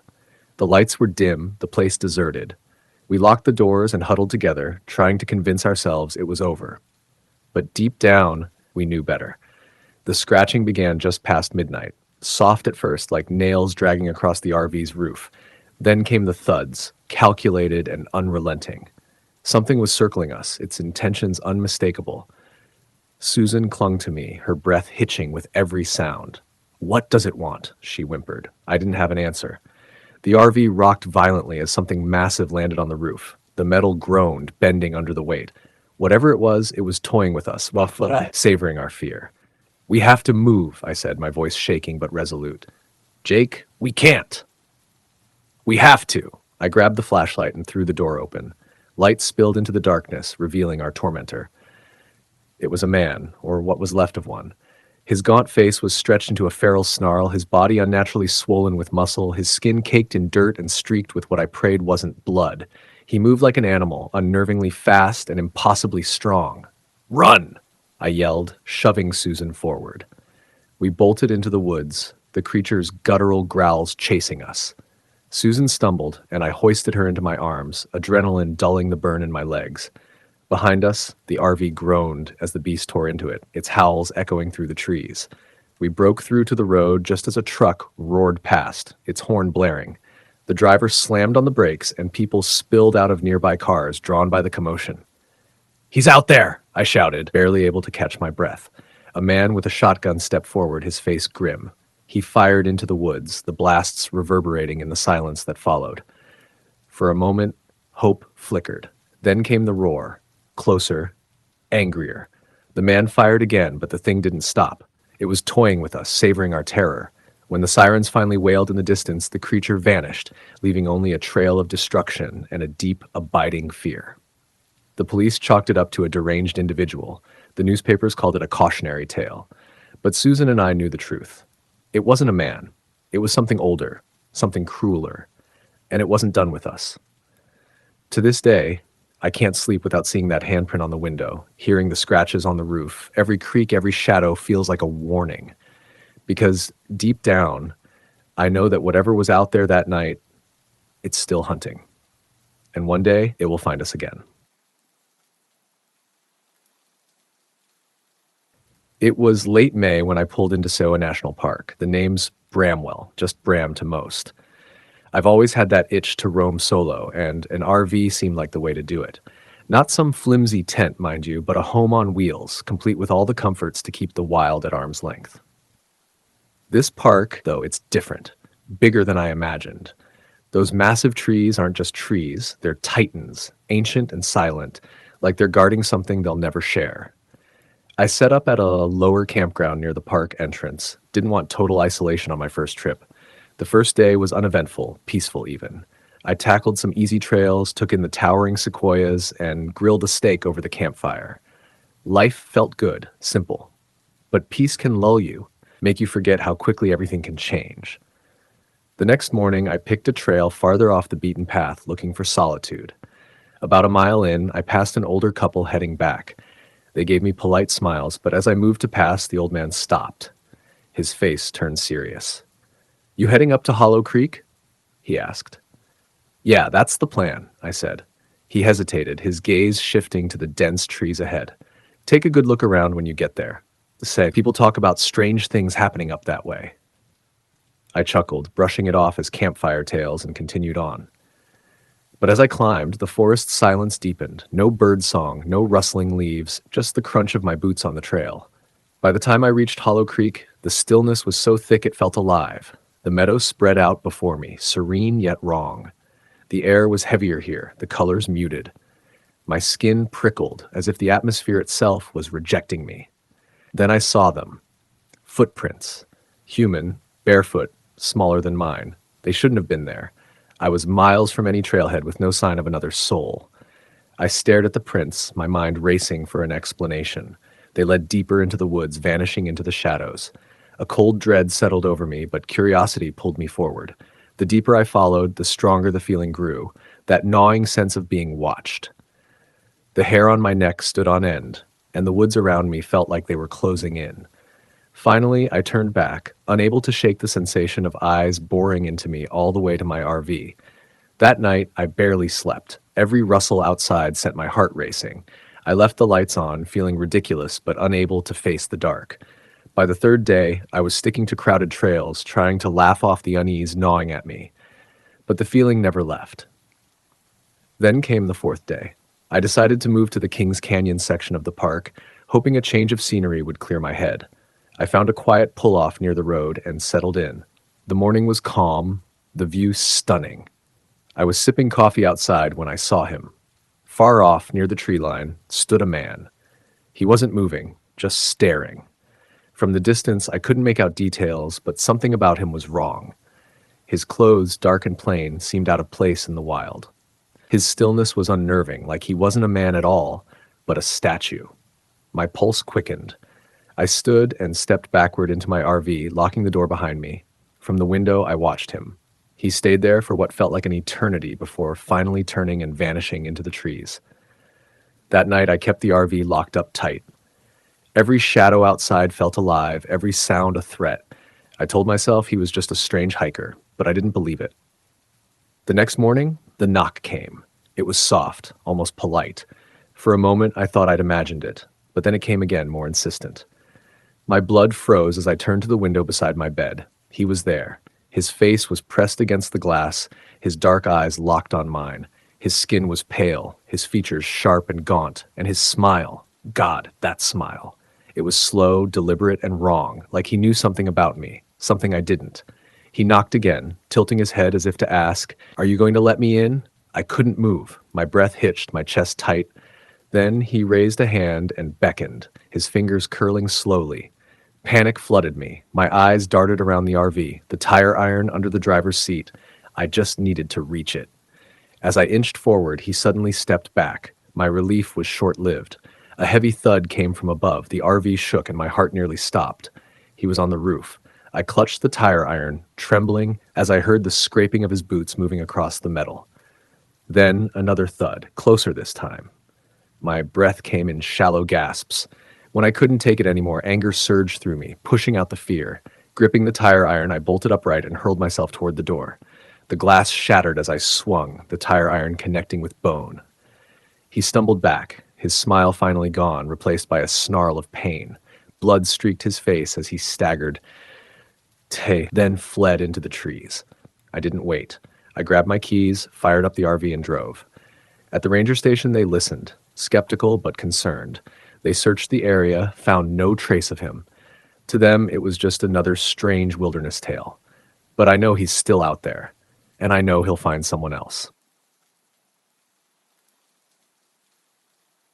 A road trip out west isn't about the destination, it's the journey. The raw, unyielding beauty of the landscape takes center stage. Zion National Park, with its colossal red canyons and shimmering emerald pools, was our main event this year. Thaddeus and I, lifelong friends bound by a love of the outdoors, had made this annual RV trip a ritual. We picked up our rig in Denver, stocked up on supplies, and hit the road. Thaddeus, a nature photographer, always turned these trips into week-long photo shoots, obsessed with capturing the spiritual side of the wilderness. Me, I was just along for the ride, happy to swap motel grime for RV comfort. By the time we rolled into Springdale, Utah, a gateway to Zion, the moon hung heavy in the sky, casting the deserted Winchester Pines campground in an eerie glow. The place was empty, save for a monstrous black RV parked beneath a skeletal cottonwood. "Geez, look at that thing," I muttered. The rig was grotesque in its opulence, matte black, with windows tinted to a void. It looked more like a prison transport or a bunker on wheels than a camper. Thaddeus shrugged. "Some people don't know how to rough it. Come on, let's set up." We parked as far away as we could, but I couldn't shake the unease that crept over me. The monstrous RV loomed in the distance, its presence wrong, like a shadow cast by something unseen. Hours later, we were mid-poker game under the pale light of a lantern when I froze. A faint scratching broke the stillness. "Do you hear that?" I whispered. Thaddeus nodded, setting his cards down slowly. The sound grew louder, deliberate. Whatever was outside wasn't scavenging. It was searching. "I'll check it out," Thaddeus muttered, slipping into the RV and emerging with his hunting rifle. His face was a mask of tension. Then came a sound that defied logic. A guttural rumble, half growl, half warning. It vibrated through the night, unnatural and alien. I peeked through the screen window, my breath hitching in my throat. A silhouette loomed beside the RV, impossibly tall and malformed. Its limbs were grotesquely elongated, ending in claws that glinted under the moonlight. My stomach turned.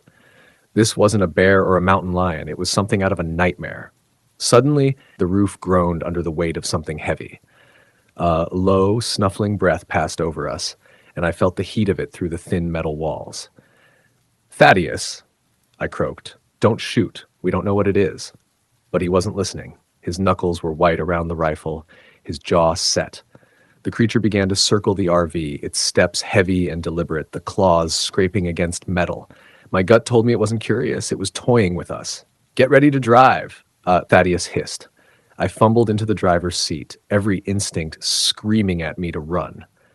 Thaddeus kept his rifle trained on the door as I turned the key. The engine roared to life, shattering the suffocating silence. Headlights cut through the dark, illuminating the abomination. It stood upright now, at least 8 feet tall, its oily skin stretched tight over a skeletal frame. Its face was worse, a jagged maw splitting its head, lined with needle-like teeth. Eyes like black voids locked onto us, devoid of life, yet brimming with malice. "Go!" Thaddeus bellowed. I floored it, and the RV lurched forward, but not fast enough. The creature lunged, slamming into the side with a force that made the walls groan. Glass shattered as claws raked through the window, slicing into the cabin. "Gun!" I screamed, scrambling for the rifle. Thaddeus fired, the deafening crack filling the RV. The creature screeched, a sound that sent icy needles down my spine, and fell back, clutching its side. We tore through the campground, the tires spitting gravel, but it wasn't over. "Another one!" Thaddeus yelled. I glanced in the mirror. A second creature emerged from the shadows, taller and even more grotesque than the first, its limbs bending in unnatural angles as it sprinted after us. We burst onto the open road, the RV swerving wildly as I fought for control. The creature pursued, its strides too long, too fast. It slammed against the rear, its claws scraping metal. In the distance, the lights of Springdale beckoned. "Head for the police station," Thaddeus barked. We skidded into the lot, crashing through a trash bin before screeching to a halt. We bolted inside, bloodied and frantic.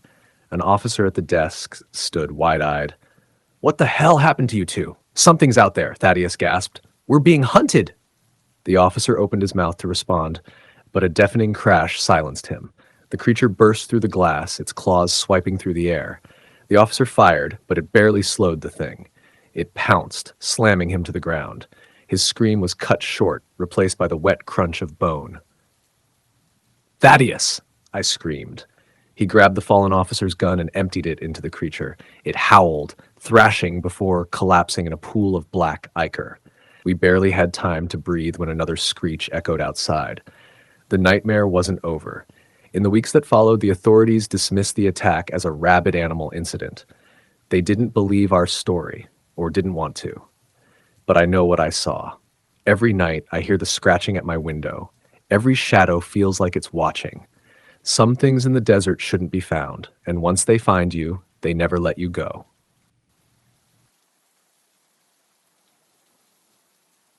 I woke up to the RV jostling violently, my head smacking the cabinet above me. Still half asleep, I groaned. Guess that pothole was more like a sinkhole, rubbing the sleep from my eyes. The air inside felt wrong, heavy with an unfamiliar humidity. The windows showed nothing but towering, overgrown trees, a suffocating forest that hadn't been there when I fell asleep. I'm Jasper. Been living on the road for years now, crisscrossing the country in this RV. The days blur together when you live this way, but I'd taken a detour to visit my sister in Georgia. A glance at my ancient map made my stomach drop. There was no road here, no towns, no campsites. I chuckled to myself, trying to shake off the unease. An unplanned adventure, I said aloud, but the sound of my own voice didn't help. Outside, the silence was oppressive. No birds, no wind, no distant hum of a highway. Just the forest, dark and consuming. After a makeshift breakfast, I grabbed my boots and walking stick to scout the area. The overgrown path I carved out was eerily easy to navigate. The air grew heavier as I moved, carrying with it an indescribable stench. At first, I thought it might be roadkill. Then I saw the clearing. My mind refused to process what I was looking at. At first, I thought it was trash, torn fabric, bits of plastic. But no, it was fur, matted, dark, and clumped together. Bones jutted out from the mess, long and grotesquely twisted. Not quite animal, not quite human. A twig snapped behind me. My heart slammed into my ribs as I spun around, clutching my stick like a lifeline. Nothing, just a squirrel darting up a tree. I laughed, high-pitched and hollow, but my legs were already running before my brain caught up. By the time I stumbled back to the RV, I was shaking. I locked the doors and spent the rest of the day listening, every rustle outside the thin metal walls setting my nerves on fire. Then night came. The first sound was a soft scratch, like fingernails on wood. It crept along the RV, circling. I clutched my shotgun, sweat pooling at the small of my back. Then came the growl, low, guttural, and wet. Something slammed into the side of the RV. Hard. Again and again. Each impact sent vibrations through the floor, rattling my bones. I peeked through the blinds, but saw nothing. Just darkness. The RV rocked violently, metal creaking under the weight of something. My phone. Shaking, I dialed 911. The line connected, but the voice on the other end wasn't reassuring. Hello? Please help. We're on Highway 76. There. Static. Then silence. Another thud shook the RV, and then I heard it. Footsteps. Heavy, deliberate. They stopped outside the driver's door. My breath hitched as I crawled to the floor, peering under the bed.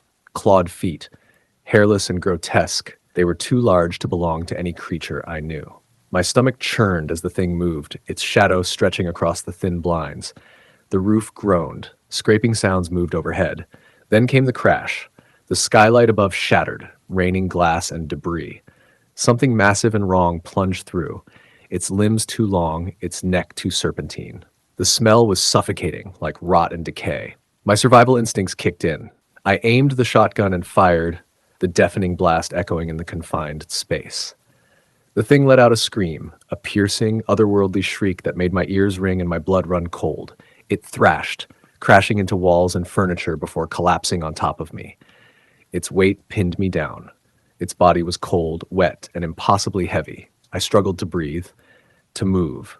Finally, I wriggled free, my flashlight trembling in my hand as I pointed it at the thing. It was monstrous. Its skin was a patchwork of mottled gray and black, stretched taut over its skeletal frame. Its head was too small for its body, its jaw lined with jagged, uneven teeth, and its eyes, milky white and bulging, stared into nothingness. I vomited in the corner, my body shaking uncontrollably. When I regained enough sense to move, I grabbed the shotgun and bolted. The RV felt like a tomb, the forest a trap. I didn't stop until I found the highway, my legs barely holding me up. A car screeched to a halt when I stumbled into its path. The driver, a middle-aged woman, jumped out. Her face was pale as I spilled everything, the creature, the bones, the call. She nodded grimly. My husband went missing last week. Hunting trip. We never found him. Her voice cracked, but her resolve didn't. We need to tell someone, warn them. We told everyone we could, police, rangers, even strangers on the road. Some laughed, some listened. But I knew deep down it wasn't enough. Because they weren't alone. The dispatcher's words haunted me. They're everywhere. And now I see the forest differently. Not as trees, but as shadows hiding what hunts us. I survived, but I left something behind in that RV. My peace, my sanity. And I know, someday, they'll come for me again.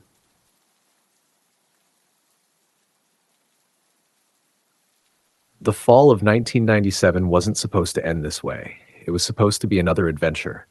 Me, my best friend Joel, and his girlfriend Sarah, chasing the freedom of the open road and the wild allure of the Smoky Mountains. Joel and I had been inseparable since elementary school, always finding some new way to test our nerves. Sarah was newer to the fold, but she fit right in, outgoing, brave, and as in love with the wilderness as we were. This trip, though, would mark the last time any of us would feel that way about the woods. The drive to Tennessee was perfect. Joel and Sarah joked and bantered in the front seat while I lounged in the back, letting the scenery blur into a tapestry of vibrant autumn colors. When we finally found the campsite, tucked deep into the foothills of a rugged mountain, it felt like magic. The RV nestled perfectly into a clearing by a bubbling stream, surrounded by towering pines whose shadows seemed endless. That first night, we grilled burgers, shared beers, and watched the sunset paint the sky in fiery oranges and purples. But beneath the peace, I felt something, a faint, inexplicable prickle at the base of my neck. The next morning, we decided to tackle a trail that snaked around the mountain's base. It was rough, more a jagged path than a proper trail, but we were up for the challenge. The air was crisp, and the forest was alive with the calls of birds and the crunch of leaves underfoot.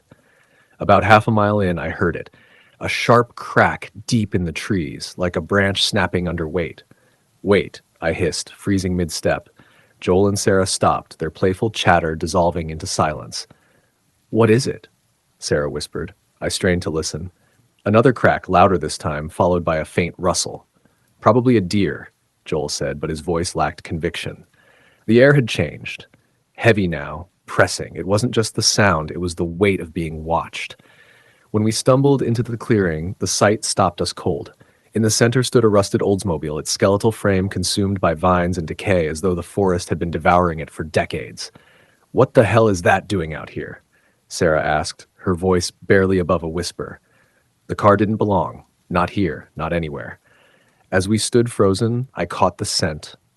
Something foul, metallic, and cloyingly musty. It churned my stomach, and then I saw it, a flicker of movement barely perceptible in the shadows of the trees. "We need to leave," I said, my voice trembling. Joel didn't argue. We turned and retreated, our steps cautious at first, then breaking into a full sprint as dread clawed at our heels. The trees seemed to close in around us, the rustling leaves almost mocking. By the time we reached the RV, we were breathless, hearts pounding like war drums. The rest of the day passed in uneasy silence. We tried to shake it off, blaming nerves or imagination. But that night, the forest became a cacophony of noises. Every rustle, every snap outside the RV had me sitting bolt upright. Sleep was impossible. At dawn, Joel nudged me awake. "Bad dreams?" he asked. "Something like that," I muttered. "We need to leave. Today." Joel hesitated but nodded. "All right, let's pack up." We worked quickly, throwing our gear into the RV with trembling hands. Just as I climbed into the driver's seat, Joel rapped on the window. His face was ashen. "You need to see this," he said. I followed him around to the passenger side where the ground was soft with morning dew. There, etched into the dirt, were footprints. Large, human, but impossibly long and deep. "They've been watching us," Joel whispered. We didn't wait. Gravel sprayed as I gunned the RV down the dirt road, the engine roaring in the quiet morning. Only when we hit the interstate did we breathe again. But the fear didn't fade. It clung to us like a second skin. 2 weeks later, Sarah called Joel, her voice trembling. A hiker had gone missing near a campground not far from where we'd been. The description of the person last seen, tall, gaunt, wearing tattered clothes, matched the fleeting figure I'd glimpsed in the woods. Search teams combed the area for weeks but found nothing. The official story blamed a wild animal, but we knew better. Joel and Sarah's relationship unraveled not long after. She couldn't shake the paranoia, the feeling of eyes in the dark. Neither could I. To this day, I can't look at the mountains the same way. They're beautiful, sure, but they hide things, things that watch, things that wait. And sometimes in the deepest hours of the night, I still smell it, that metallic, musty stench. I still see it, the rusted car, the flicker of movement, and those impossible footprints leading away into the trees.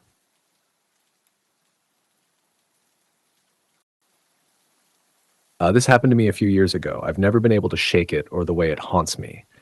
The truth is, I've never liked RVs. There's something deeply wrong about them. Too cramped, too sterile, like they're built to shut you in. The plastic smells, the cheap upholstery, the glaringly awful design choices that make them feel more like prisons than homes on wheels. But my fiancée, Alara, was relentless. She called it our grand tour, a chance to visit the lesser-known national parks out west. We'd take our time, go off the beaten path, and in the end, she wore me down. We decided to go for it. 3 weeks, just us, the road, and a beat-up RV. I'm Aizan, by the way.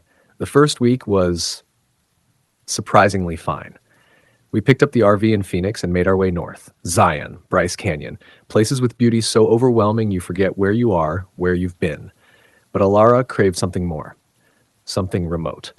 She loved the winding roads, the desolation, the feeling of being swallowed by the wilderness, until even your phone gives up on you. That's how we found ourselves on a forgotten dirt road in Capitol Reef National Park, surrounded by towering sandstone cliffs, glowing red in the dying light of the afternoon. The air was thick with the smell of dust and sagebrush. It was spectacular, breathtaking, surreal. We cooked dinner under the RV's awning, and for the first time, I had to admit, maybe the peeling paisley cushions weren't so bad in the fading sun. That was when it happened. A tapping at the driver's side window.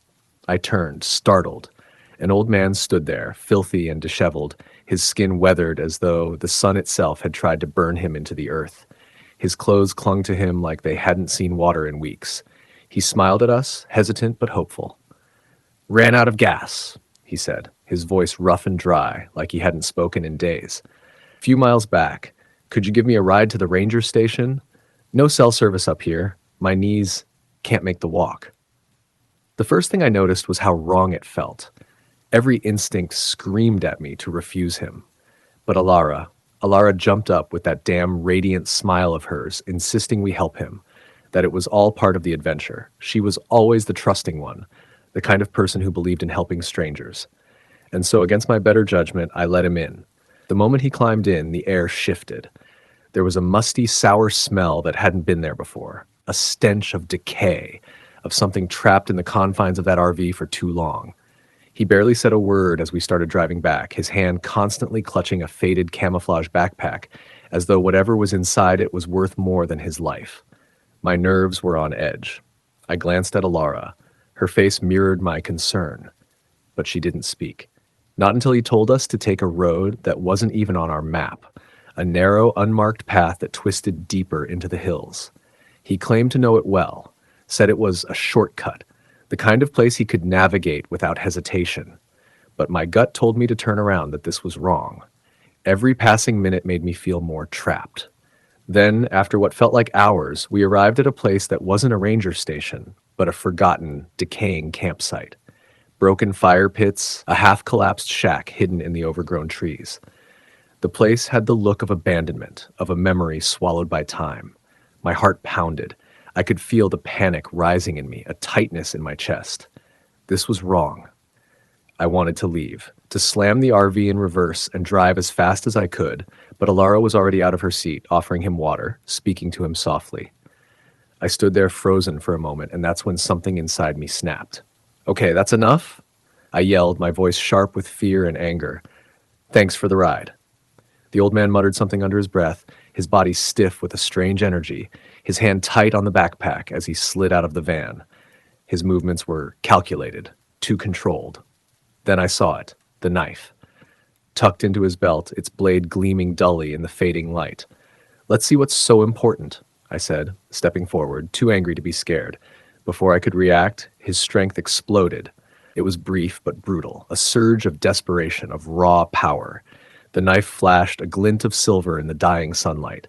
Alara screamed. I stumbled backward, falling hard on the ground. My breath caught in my throat, heart pounding in my ears, and for a second everything went silent. And then they were gone. I can't remember how long it took, but I eventually found my way back to the main road.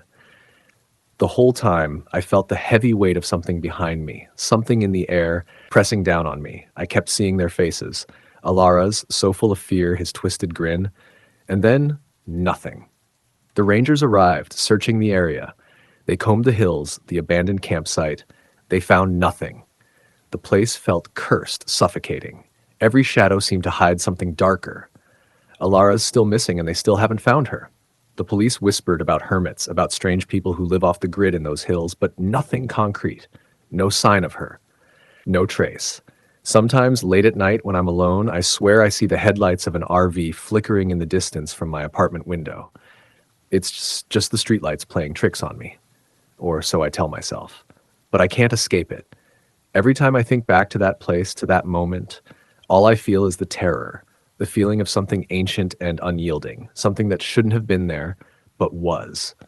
The musty smell of pine needles, of something much older and much darker. And Alara, vanishing into that wilderness, swallowed by the vast, unfeeling wild. And no matter how much I try to tell myself it was just a man, just a desperate stranger, I can't shake the feeling that there was something else out there in those hills, something that didn't want us to leave. A year ago, I got caught up in the overlanding craze. You know, the kind of thing you see in those YouTube videos, guys with jacked up rigs disappearing into the wilderness, alone, the open road ahead of them. It seemed like freedom, something I needed after years of staring at the same four walls. Remote work was booming, so I figured, why not have the adventure and the paycheck? The Best Buy parking lot wasn't quite the romance I envisioned when I started wiring up solar panels for my converted camper, but hey, you have to start somewhere. After too many how-to videos and a few weeks of trial and error, I finally got the rig dialed in. A couple of days later, I was pulling out of the driveway, heading west on I-80. I'm not the touristy type. Zion was too crowded, and Yellowstone felt more like a daycare than a national park. I wanted to find those hidden gems, the places no one talks about. So when I saw a small brown sign for Red Basin National Forest, I figured it was worth a detour. The first few miles weren't much. Just a dirt road with sagebrush scattered across the high desert. It felt deserted, and that was exactly what I wanted. Then the road started twisting into these hills. The landscape changed, rocks like nothing I'd ever seen before. Blood red, jagged, twisted. into strange shapes. The cliff faces looked like they were on fire, glowing in the setting sun. It was eerie. Something about the place made the hairs on the back of my neck stand up, but I brushed it off. I pulled over, eager to get some pictures, and snapped a few wide shots. The sun was dipping low, casting long shadows, making the whole scene even more surreal. That's when I heard it, a rustling behind me. It was quick, like an animal, maybe a rabbit or a lizard. I spun around, but there was nothing. I shrugged it off, then went back to my phone, trying to ignore the strange prickle creeping up my spine. But when I glanced down, something stopped me dead in my tracks. Tracks, but not animal tracks. No way. Too wide, too long, too far apart. And those claws. My stomach dropped. They weren't from anything I recognized. Whatever had made those prints, it wasn't a mountain lion. It was something bigger. I don't know what possessed me to stay as long as I did.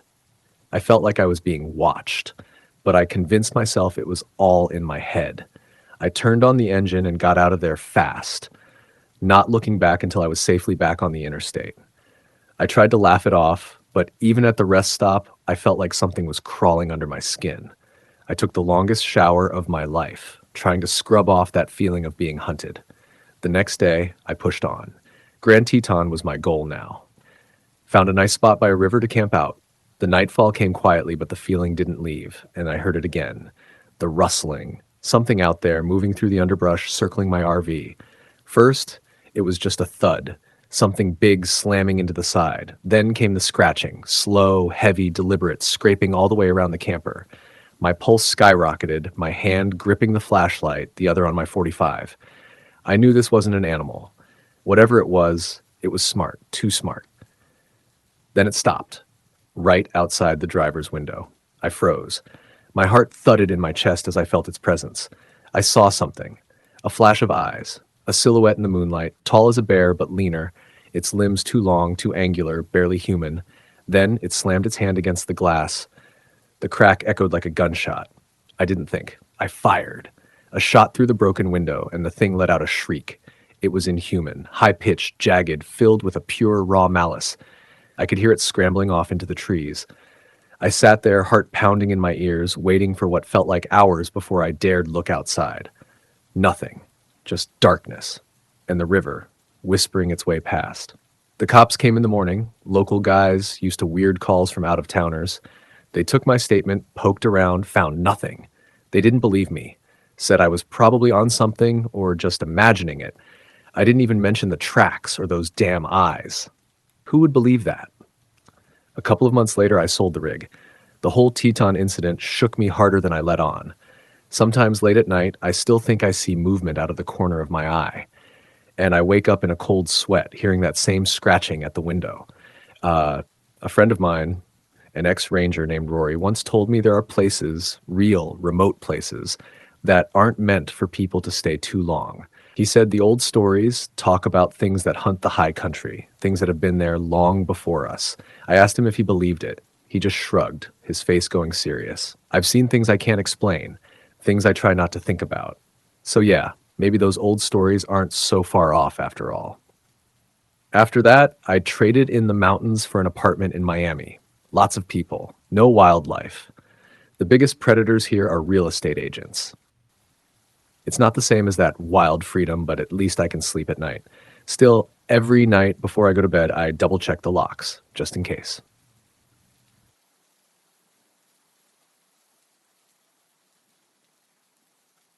This happened to me a few years ago, something you'd usually hear around a campfire, right? The kind of thing you laugh off, a story that doesn't feel real. I used to think the same way. Rational, logical, no time for ghost stories or Bigfoot tales.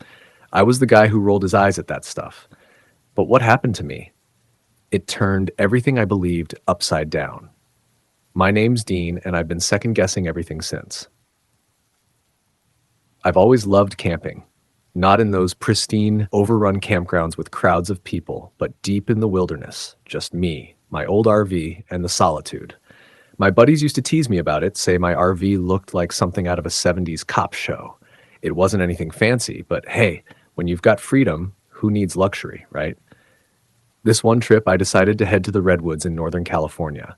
The place is unlike anything else. Those towering trees, their massive branches weaving together, blocking out the sky. I'd had enough of beaches and tourists. I was craving peace and quiet, the kind of silence that only a place like that could offer.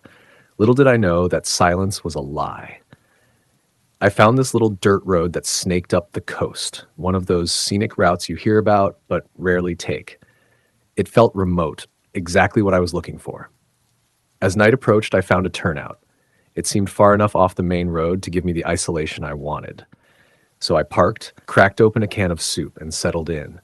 That's when things started to get strange. I was eating my soup when I heard it, a rustling outside. At first, I thought it was a deer, maybe sniffing around the trash. Then came the sound, a sharp, deafening crack, like something heavy had snapped right next to the RV. I grabbed my flashlight, pointing it out the side window. And there they were, footprints. Huge. The kind that no human could make, too big, too wide. And they led straight into the dense brush. My skin crawled. It was a weird feeling, something primal, deep in my bones. My mind kept racing, trying to find an explanation. Maybe it was a bear, I thought, or a poacher. Something that could make sense. But nothing made sense. I stayed locked inside the RV, every door bolted, every window shut tight. I couldn't sleep that night. My mind wouldn't let me. I kept waiting for morning, thinking that once the sun rose, I could just drive off and forget about it. But when dawn finally came, the old RV wouldn't start. I turned the key and the engine sputtered and died. No matter how many times I tried, it was dead. The battery was fine, but there wasn't even a spark. I looked out the window again. More footprints. They were even bigger this time, circling the RV. Almost like something was studying me, trying to figure out what I was. This wasn't normal. Bears don't make prints like that. Poachers don't either. I couldn't explain the feeling that washed over me then. Fear was too weak a word. It was something older, more instinctual, like my body knew I was in immediate danger, but couldn't grasp what kind of danger it was. I tried to call a ranger. I had a signal on my phone, but all I got was voicemail. What was I going to say? Help, there's a monster outside my RV? They'd hang up before I even finished. I tried to stay calm, but there was nowhere to go. My only option was to stay inside and wait. But then it happened. A massive impact slammed into the side of the RV, hard enough to shake the whole damn thing. Something, scraped across the roof, claws dragging over metal. I could hear it, even feel it. And then silence. Total, absolute silence. I waited, breath caught in my throat, heart pounding. 10 minutes passed. Maybe more. I couldn't move. Finally, I worked up the courage to peek through the front window, and what I saw made my blood run cold. A bloody smear across the hood. It was fresh, like something had been dragged there, something big, too big for any coyote. And then the footprints, those monstrous, inhuman prints, were there again, leading away from the RV. But this time they went in a circle, around and around, like whatever it was had been studying me, deciding whether or not to finish what it started. My mind scrambled for an explanation, anything that could make sense of this. A hermit living out here in the woods? A crazed drug addict? But even that didn't make sense. Why was the engine dead? Why were these prints so large, so unnatural? What kind of person could drag an animal's carcass across the roof? No, something else was at work here, something I couldn't understand. I didn't wait around to find out. Grabbing my pistol, I crawled through the back window and bolted into the trees. I ran until I found the main road and flagged down the first car I saw. They gave me a ride back to civilization, but I didn't stop there. Hours later, my RV started back up as if nothing had happened. No engine trouble, no strange occurrences. It worked perfectly. I didn't turn back. I didn't even look in that direction. There are stories about that stretch of coastline, vanishing hikers, strange prints, things people can't explain. The Bigfoot enthusiasts? They love that area, but I'm done with it. I'll never go back to those woods. Some secrets are better left untouched, left buried. And trust me, what I saw out there, it's a secret that should never, ever be discovered. I called up to Riker, my voice low and tight with anticipation. I'm all set for the trip, man. Just need to grab something to eat. Then I'll head over. Riker, my partner in this RV adventure, was always the one pushing me out of my apartment. His idea, a guy's got to get out of his apartment at least a few times a year, or the walls will start closing in. Sounded like the kind of thing a guy says when he's not drowning in the same dark humdrum I've been living in. I used to think he was full of it, but after a 6-month bender, I started to get it. I was craving air that didn't smell like stale beer. Now, every year, I let him drag me out on these weekend treks. The road to use always feels like a breath of fresh air, literally. From the flatlands with its endless cows and crops to the rolling foothills to the towering trees and cliffs, every time Riker's right next to me, ranting about JavaScript or complaining that the whole world doesn't run on Linux. But not this time. No offense, Rye, but sometimes a guy needs silence. I hit the park by dusk, barely any room left for the RV. Lucky for me, I'm driving a smaller rig. Those big boys are parked so tight, it's like a game of human Tetris. Guess that's what happens when the whole damn state of California shares Mother Nature. I spend the afternoon hiking one of the easy trails. A quick stretch after the long drive. Later, I make myself a real dinner, pasta on the propane stove, which feels gourmet compared to my usual takeout. As night falls, I settle under a blanket of stars, peace settling into my bones. That's when I hear it, a noise. At first, it sounds like someone tossing pebbles, but bigger, heavier. I peek my head out the door, flashlight cutting through the dark. Nothing. Maybe a deer, I think. I turn back in. The next morning, I see them. Tracks. Huge ones. Not from any deer I know. There are only 2, and whatever made them was walking on its hind legs. I mutter under my breath. What the hell is that? Riker would probably laugh it off, say I've been watching too much alien junk on TV, but there's a cold knot in my stomach. Something's wrong. That day, I hike deeper. It's a good, long trek, the kind that makes you forget the city, forget everything. I figure the creature that left those tracks is out of sight, out of mind. I'm wrong. On the way back down, the sun dips behind a peak. The woods darken too early. Mother Nature doesn't wait for you. And then up ahead, it. Maybe 20 yards out, this massive thing, tall like a bear, but wrong. Skinny, hunched over, with long, bony limbs, it scrabbles against a tree trunk, its back turned to me. For a moment, my brain short circuits. Aliens. Then maybe a bear. But my gut says no. I creep closer, despite everything screaming at me to turn back. Big mistake. The thing's not clawing at a tree. It's clutching something small, dark, and still. Whatever it is, it's dead. Adrenaline floods my veins. My hands clench into fists, not sure if I want to fight or run, but then it turns, slowly. The neck, so long it stretches with a creak, and then I see its face. No fur, no mouth. Just 2 empty pits where eyes should be. Black as the bark around it. It tilts its head, almost curious, like it didn't expect me. Like I'm not supposed to be here. Then it screeches. The sound cuts through me like ice. My body locks up, and then run. I'm tearing through the forest, limbs burning, lungs screaming, but I can't stop, not even when I burst out of the trailhead. There's a couple loading bikes near the parking lot. I'm too panicked to explain, so I just wave wildly, gasping, something in there. They look at me like I'm the crazy one. I don't care. I scramble for the RV, slam the door behind me, heart hammering. The keys are in the ignition. I don't even think. I just gun the engine and peel out of the lot, down the mountain road. I keep checking the rear view. Stupid. I know it can't catch up with an RV, but that's not logic talking. It's pure, unadulterated fear. Back at Riker's place, I finally stop. My hands are shaking so bad I down 3 beers just to steady them. I know I'm going to have to tell him about the RV, about the scratches down the side, like something massive had tried to claw its way inside. He's going to be pissed. He'll call me a pussy. Maybe he's right, but deep down, I know he'll believe me. He wouldn't laugh at me. Not Riker. He's been my best friend since diapers. I fire up my laptop, searching for anything that might explain what happened. Bigfoot, Sasquatch, creatures in the woods. There's a lot of crazy out there, but nothing like what I saw. Then I dig into old Native American folklore from the Use area. The tales, some of them are terrifying. I find one about a creature that walks on 2 legs, lures people in with strange noises. The word sends a cold shiver down my spine. Skinwalker. It can't be. It's just a legend, right? But the more I think about it, the more I can't shake the image of that thing's dead eyes.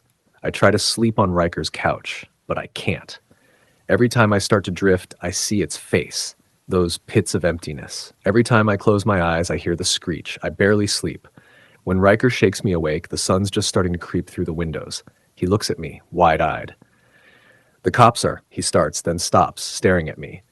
Jesus, you look like hell. What happened? I can barely speak. I only get out the word trip. Then I see it. Riker sees it. The RV. The scratches down the side. It looks like something went at it, trying to tear it open. His jaw drops. I wave it off, pulling him inside before the neighbors start asking questions. I try to explain about the tracks, the creature, its shriek, the thing it was holding. My voice shakes as I tell him about its eyes. Riker's known me too long to laugh it off, but as I talk, I see his face fall. Finally, he rubs his forehead. Beer. You need a beer, man. 2 hours and 5 beers later, I'm still trying to convince him. He looks at me like I'm one step away from a padded cell. Then, finally, he sighs. Okay, look, even if this is real, and that's a big if, we need a plan. We can't just sit here. He's right. I grip the empty bottle tightly.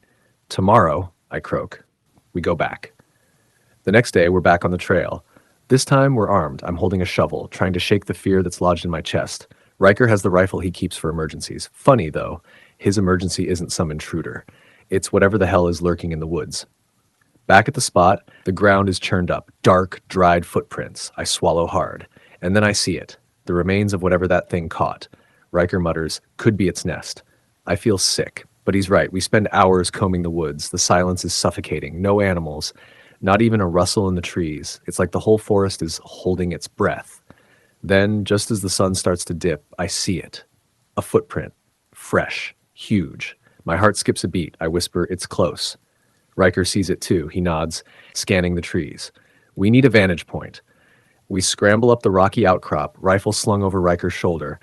From here, we can see deeper into the trees. I'm scanning every shadow, praying for some sign of movement, and then I see it. A shape, hunched and hidden beneath the oak. It's there.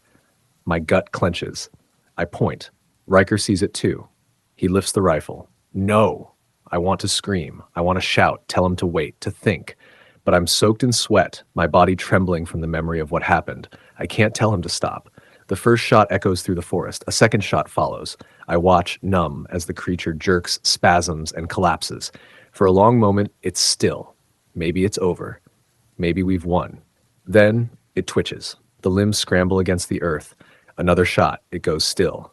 Finally, we climb down to it. The stench hits us like a wall. Rotten meat. Something worse, that coppery tang. Up close, it's even worse. The skin's stretched over bones that stick out in grotesque angles. Its face, if you could even call it that, is a sick mockery of a human's. Its eyes are black pits. Riker nudges it with the rifle barrel. Dead? I nod. It's dead. But deep down, I know better. Whatever this thing is, whatever it was, it's not gone. It's still out there. We let the cops take the body. They think it's the work of some cult, sacrifices, dark rituals, anything to make it fit into something human. They don't ask about skinwalkers, and we don't tell them. The case is unsolved. But we know better. Some nights, when the wind's just right, I can still hear that screech. When I close my eyes, I see those empty, soulless pits, and I wonder, are we ever really safe? Some scars don't fade.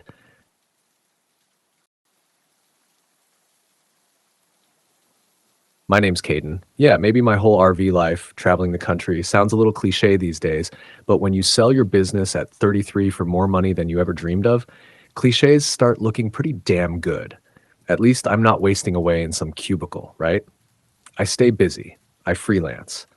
This May, I found myself in Olympic National Park. Not the beachy part. I'm talking about the rainforest. I discovered this wicked boondocking spot down a gnarly logging road, miles from anyone, tucked beside a rushing little river. It's exactly the kind of place that makes city folk uneasy. But people like me, well, we live for it. The rain drizzled this morning like it always does here, and then as the sun peeked through the clouds, it lit up the moss like neon.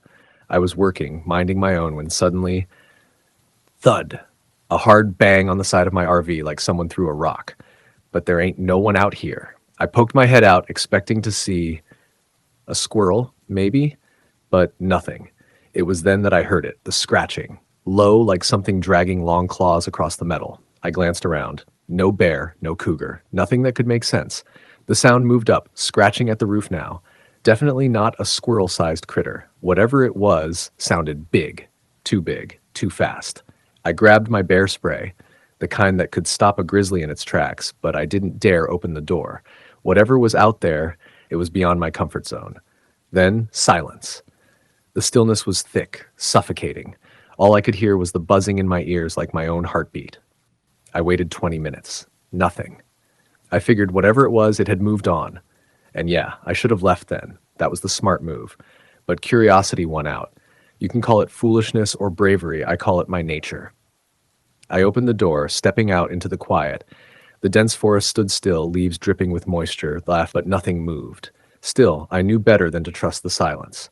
I took another step, moving toward the side of my RV, where the scratching had been loudest. The marks were there, long, deep gashes in the paint, but there were no footprints, no fur, nothing to tell me what I was dealing with. That's when I saw it. Blood, right on the edge of a fresh scratch, a smear of dark red. Not animal blood. The color was wrong, too dark. I didn't smell the usual iron tang of animal blood. Someone had been out here, or something.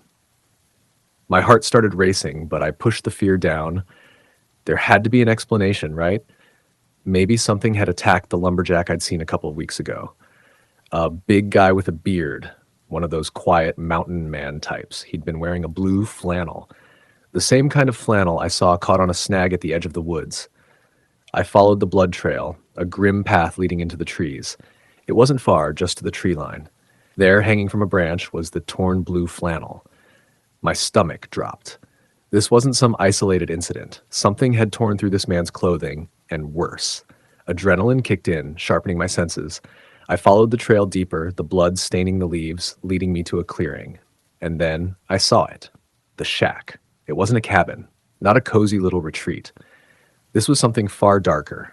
The walls were slapped together from unpainted boards half hidden under mossy vines. A coil of smoke twisted from a crooked chimney. Rusted tools lay scattered around the clearing, along with more scraps of the blue flannel. The place reeked of something foul, wrong. This wasn't a hunter's hideaway. This wasn't abandoned property. This was something else. As I stood there staring at the shack, my body froze. A voice rasped from within, dry and cracked like it hadn't been used in ages. It was pitched too low to be human. Found you. I didn't think. I just ran. The woods blurred around me, the ground giving way beneath my feet as I bolted back toward my RV. I slammed inside, locking the door behind me, my heart hammering in my chest. But the moment I reached for the ignition, I heard it. That scratching sound again. It was back, but now it was dragging across the roof. I crept to the window, barely daring to look out. And there it was. It wasn't a bear. It wasn't a cougar. It was something else. Its skin was pale gray, stretched tight over sharp, bony limbs. Its hands, no, its claws were more like weapons. Its head, though, was the worst, a grotesque mockery of a human skull. The eyes sunken, glowing with a sickly light. I could feel its gaze on me, cold and predatory. It grinned at me, a twisted, deformed grin. And that's when I saw it, a strip of blue flannel hanging from its mouth, blood staining its jagged teeth. My blood froze. It wasn't just looking at me. It was toying with me. It crouched on the roof, tapping its claws rhythmically against the metal like it had all the time in the world. I scrambled for something. Anything. My bear spray? Useless. My hunting knife? Good for prepping food, not for fighting a nightmare. There was no fighting this. I needed to get out. The door was blocked. It was watching me. But there was the roof hatch, the one I used to clean my solar panels. I swung it open, trying to make as little noise as possible, and scrambled onto the roof. My breath came fast, my heart pounding so loudly I could barely hear the creature's movements. I glanced down. It was still there. Crouched by the driver's door, those sunken eyes locked on me. I couldn't scream. I couldn't make a sound. It was waiting for me to make a mistake. I jumped. The ground hit harder than I expected, sending a shock of pain through my knees. But before I could process it, I heard it. The creature's awful clicking noise as it leapt from the RV and hit the ground. I ran. I ran as fast as I could.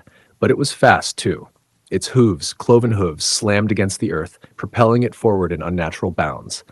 I risked a glance back and immediately regretted it. The thing was gaining, its grotesque body moving with terrifying speed. A root caught my foot. I went down hard, gasping for breath as I struggled to push myself up, and then it was on me. It landed with a grunt, surprisingly human, given how inhuman it was, Claws dug into my shoulders, raking deep. I screamed, a pure cry of pain and terror, and thrashed wildly.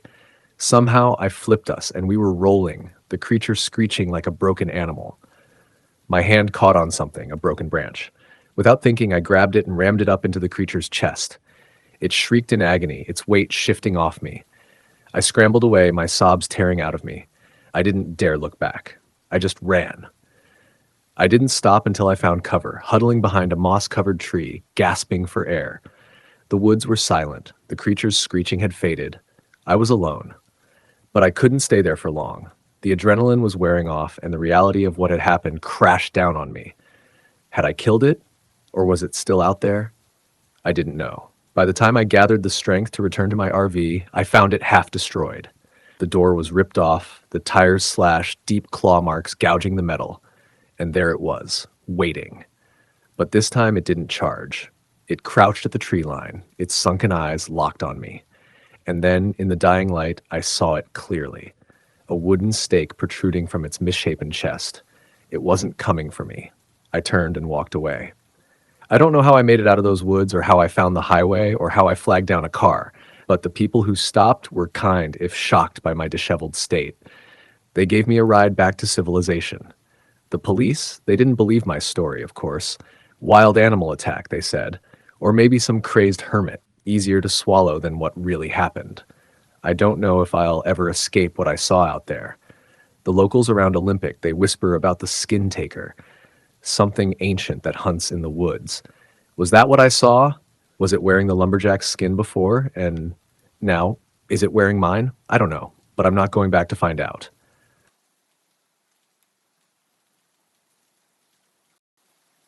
This happened a couple of years ago, at that dark time in life when weekend trips with the guys started feeling more like routine than adventure. Fun, but predictable. My name's Noah, by the way. I used to be a city rat. Noisy apartment, takeout every night, all the stress that comes with it, until the pressure of it all pushed me to the brink. I had to get away. I turned to hiking, biking, anything that promised some semblance of peace. Thought I'd give camping a shot, get back to nature. My buddy Dean, always the adventurer, found this website that promised undiscovered camping spots. The one that caught our eye? A secluded clearing deep in the Ozarks, Missouri side, near a winding river. No crowds, no park rangers, just us and the open sky. Sounded too perfect to be true. But I was game. We piled into Dean's beat-up RV, packed to the brim with gear. The journey took longer than expected. The access road barely a path at all, and by the time we got there, the sun was dipping below the horizon. We should have called it a night, but the wild called to us. We found a rough clearing just big enough for the RV, surrounded by these gnarled pine trees. Setting up camp didn't take long, just a few folding chairs, basic supplies. Dean, as usual, was intent on fiddling with his telescope, chasing the last bit of daylight. Me? I wanted to explore. The website had mentioned a trail nearby, and the thrill of the unknown was hard to resist. But the deeper I went, the faster that thrill started to turn cold. It's funny how ambition fades when the shadows stretch long and the forest closes in. I should have stuck close to the RV, but curiosity gnawed at me. Maybe I was finally escaping something, breaking free from the suffocating walls of routine. For the first half hour, all was fine, just the familiar sounds of the forest, the rustle of leaves, distant bird calls. But then, something wasn't right. I saw it first, a lean-to, propped against a massive oak. The fabric was old, worn, mismatched. It wasn't made by any modern camper. The branches pressed so tightly against the tree, they looked deliberately placed, like someone had built a shelter and left it to rot. And then, the smell hit me. A sharp, iron tang mixed with the sickening stench of rotting meat. Clothes lay strewn across the ground, ragged, caked in mud. Some were soaked in dark stains. I didn't want to think about what those stains were. But beside that makeshift camp was something wrapped in dark, torn canvas. Something heavy. Still. I should have turned and ran. I should have called Dean. Anything. But a morbid curiosity rooted me to the spot. Slowly, I approached, my phone's flashlight flickering weakly against the darkness. And that's when I saw it. Boots. Sticking out from the tarp. I couldn't move. I wanted to scream, to run, but my body refused to obey. My brain screamed at me to get out, but I couldn't. I was frozen. The boots didn't move. No chest rising, no breathing. I was staring at a body, and that's when I knew this person was dead, left to rot, abandoned. The smell was overpowering now, sickening. I realized that whatever had killed them, whatever had abandoned them here, wasn't far off. I didn't know why I started running. My legs were moving before my brain could process what had happened. I pushed through the trees, the flashlight bouncing wildly. It felt like hours, though it was probably only minutes. Then I saw the faint glow of the campsite through the trees. I burst through the underbrush, gasping, calling for Dean. But when I reached the camp, he was sitting in his chair, peering through his telescope like nothing was wrong. "Noah, you've got to see this," he said, pointing upward to the stars, oblivious. That's when he saw the look on my face. He stopped, his brow furrowed in confusion. Before I could speak, before I could even warn him, we heard it. A scream. Not human.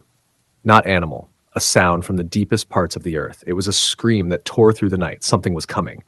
There was movement in the woods. Impossible speed. Rustling. The snapping of branches. We stood frozen. Paralyzed. Then another scream. A sound that seemed to rend the very air. Dean bolted for the RV and I followed, panic flooding my veins. We barely made it inside, slamming the door behind us. But just as the engine started, we heard it. A deafening thud against the side of the RV. The metal groaned, the door rattled. Then another scream, closer this time. Dean floored the gas pedal, throwing me to the floor as the RV lurched backward, metal scraping against the ground. Blood trickled down the side of my face from where I hit my head, but I didn't dare take my eyes off the woods. There was someone, no, something, standing at the edge of the clearing, barely visible in the moonlight. Tall, emaciated, skin a sickly gray. The air around it felt wrong. Its eyes glowed, a deep, unnerving amber, and they locked onto us. It was like it knew we were watching, like it could sense our fear. I heard something scraping against the door. Fingers? Claws? Whatever it wasn't human. Another scream split the air, and Dean lurched the RV into gear, sending us barreling toward the road. But it didn't chase us. It just watched. We tore down the access road, my mind spinning, my body shaking. The trees pressed close on either side, but as we reached the main road, I thought we might be safe. Maybe. Just maybe. Then came another scream from the woods beside the road. A crash. And before I could even react, something massive hit the roof of the RV. The metal screamed, the fiberglass crunched. We were being clawed at, ripped apart by something desperate, hungry. Dean swerved, tires spinning, nearly tipping us into a ditch. I didn't dare look back, but the sound of whatever was on the roof, tearing into us, filled the air. The stench of decay started to seep into the RV, and I felt my stomach churn. We didn't stop. We didn't even slow down. And finally, after what felt like an eternity, we reached a highway rest stop. It was the first time I could breathe, the first time I thought maybe, just maybe, we made it out. We didn't speak much after that. The damage to the RV was catastrophic. Deep gashes across the side, cracked windows. We were lucky to make it back at all. The police found nothing out there, just ravaged campsites, discarded belongings. Their faces said it all. The disappearances, the strange attacks, all written off as animal attacks. But I know better. We both know better. Now, every hike, every walk in the woods, there's a voice in my head reminding me of what we saw, of what's still out there. The wild doesn't feel like adventure anymore. It feels like something else, something dark, waiting just beyond the edge of understanding. I never stray far from the trail now, and I always keep an eye on the shadows.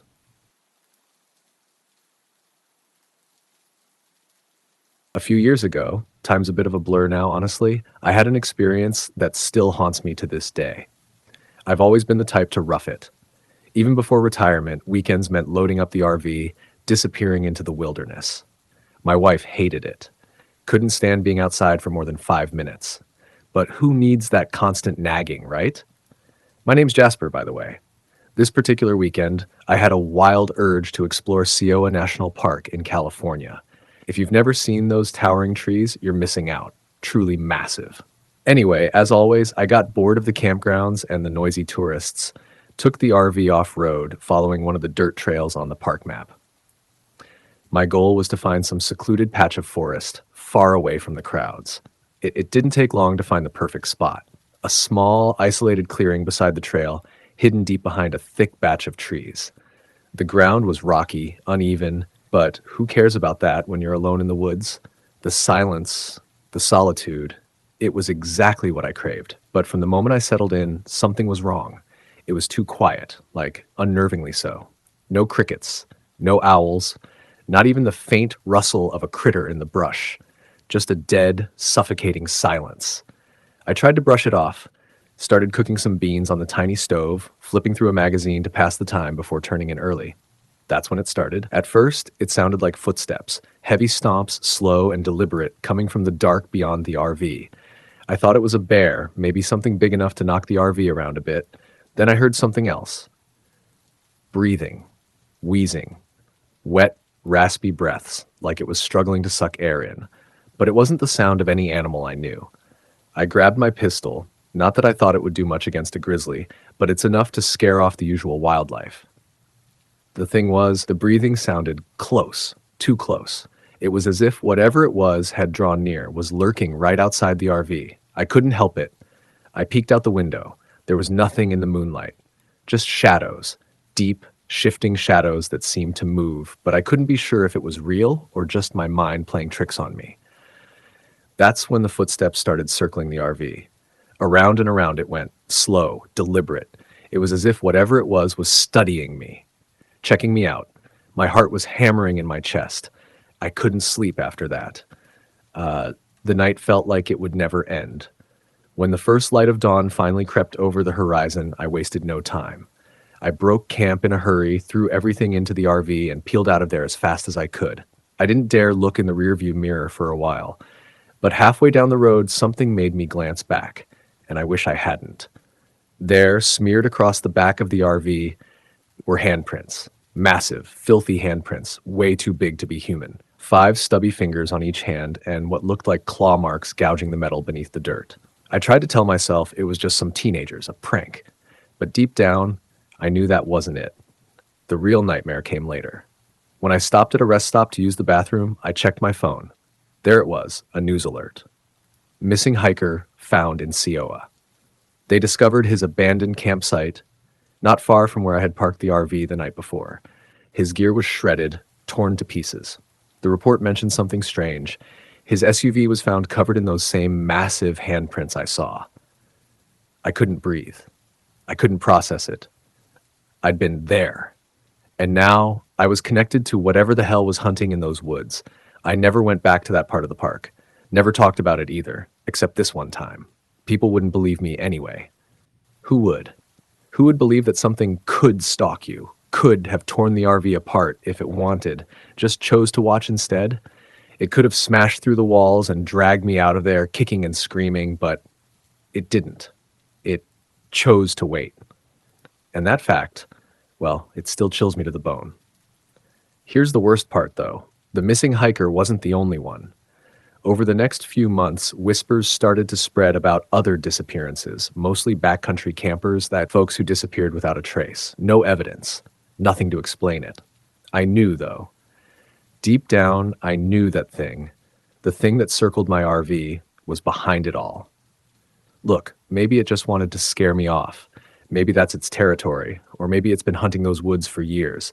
Hell, maybe it wasn't even the same creature that attacked those other campers. But after that night, I couldn't look at the wilderness the same way. The isolation I'd once craved, now it tasted like death. It wasn't about finding peace anymore. I learned the hard way that there are things out there in the dark that shouldn't exist. Things you don't go looking for, and damn sure things you don't want to find you.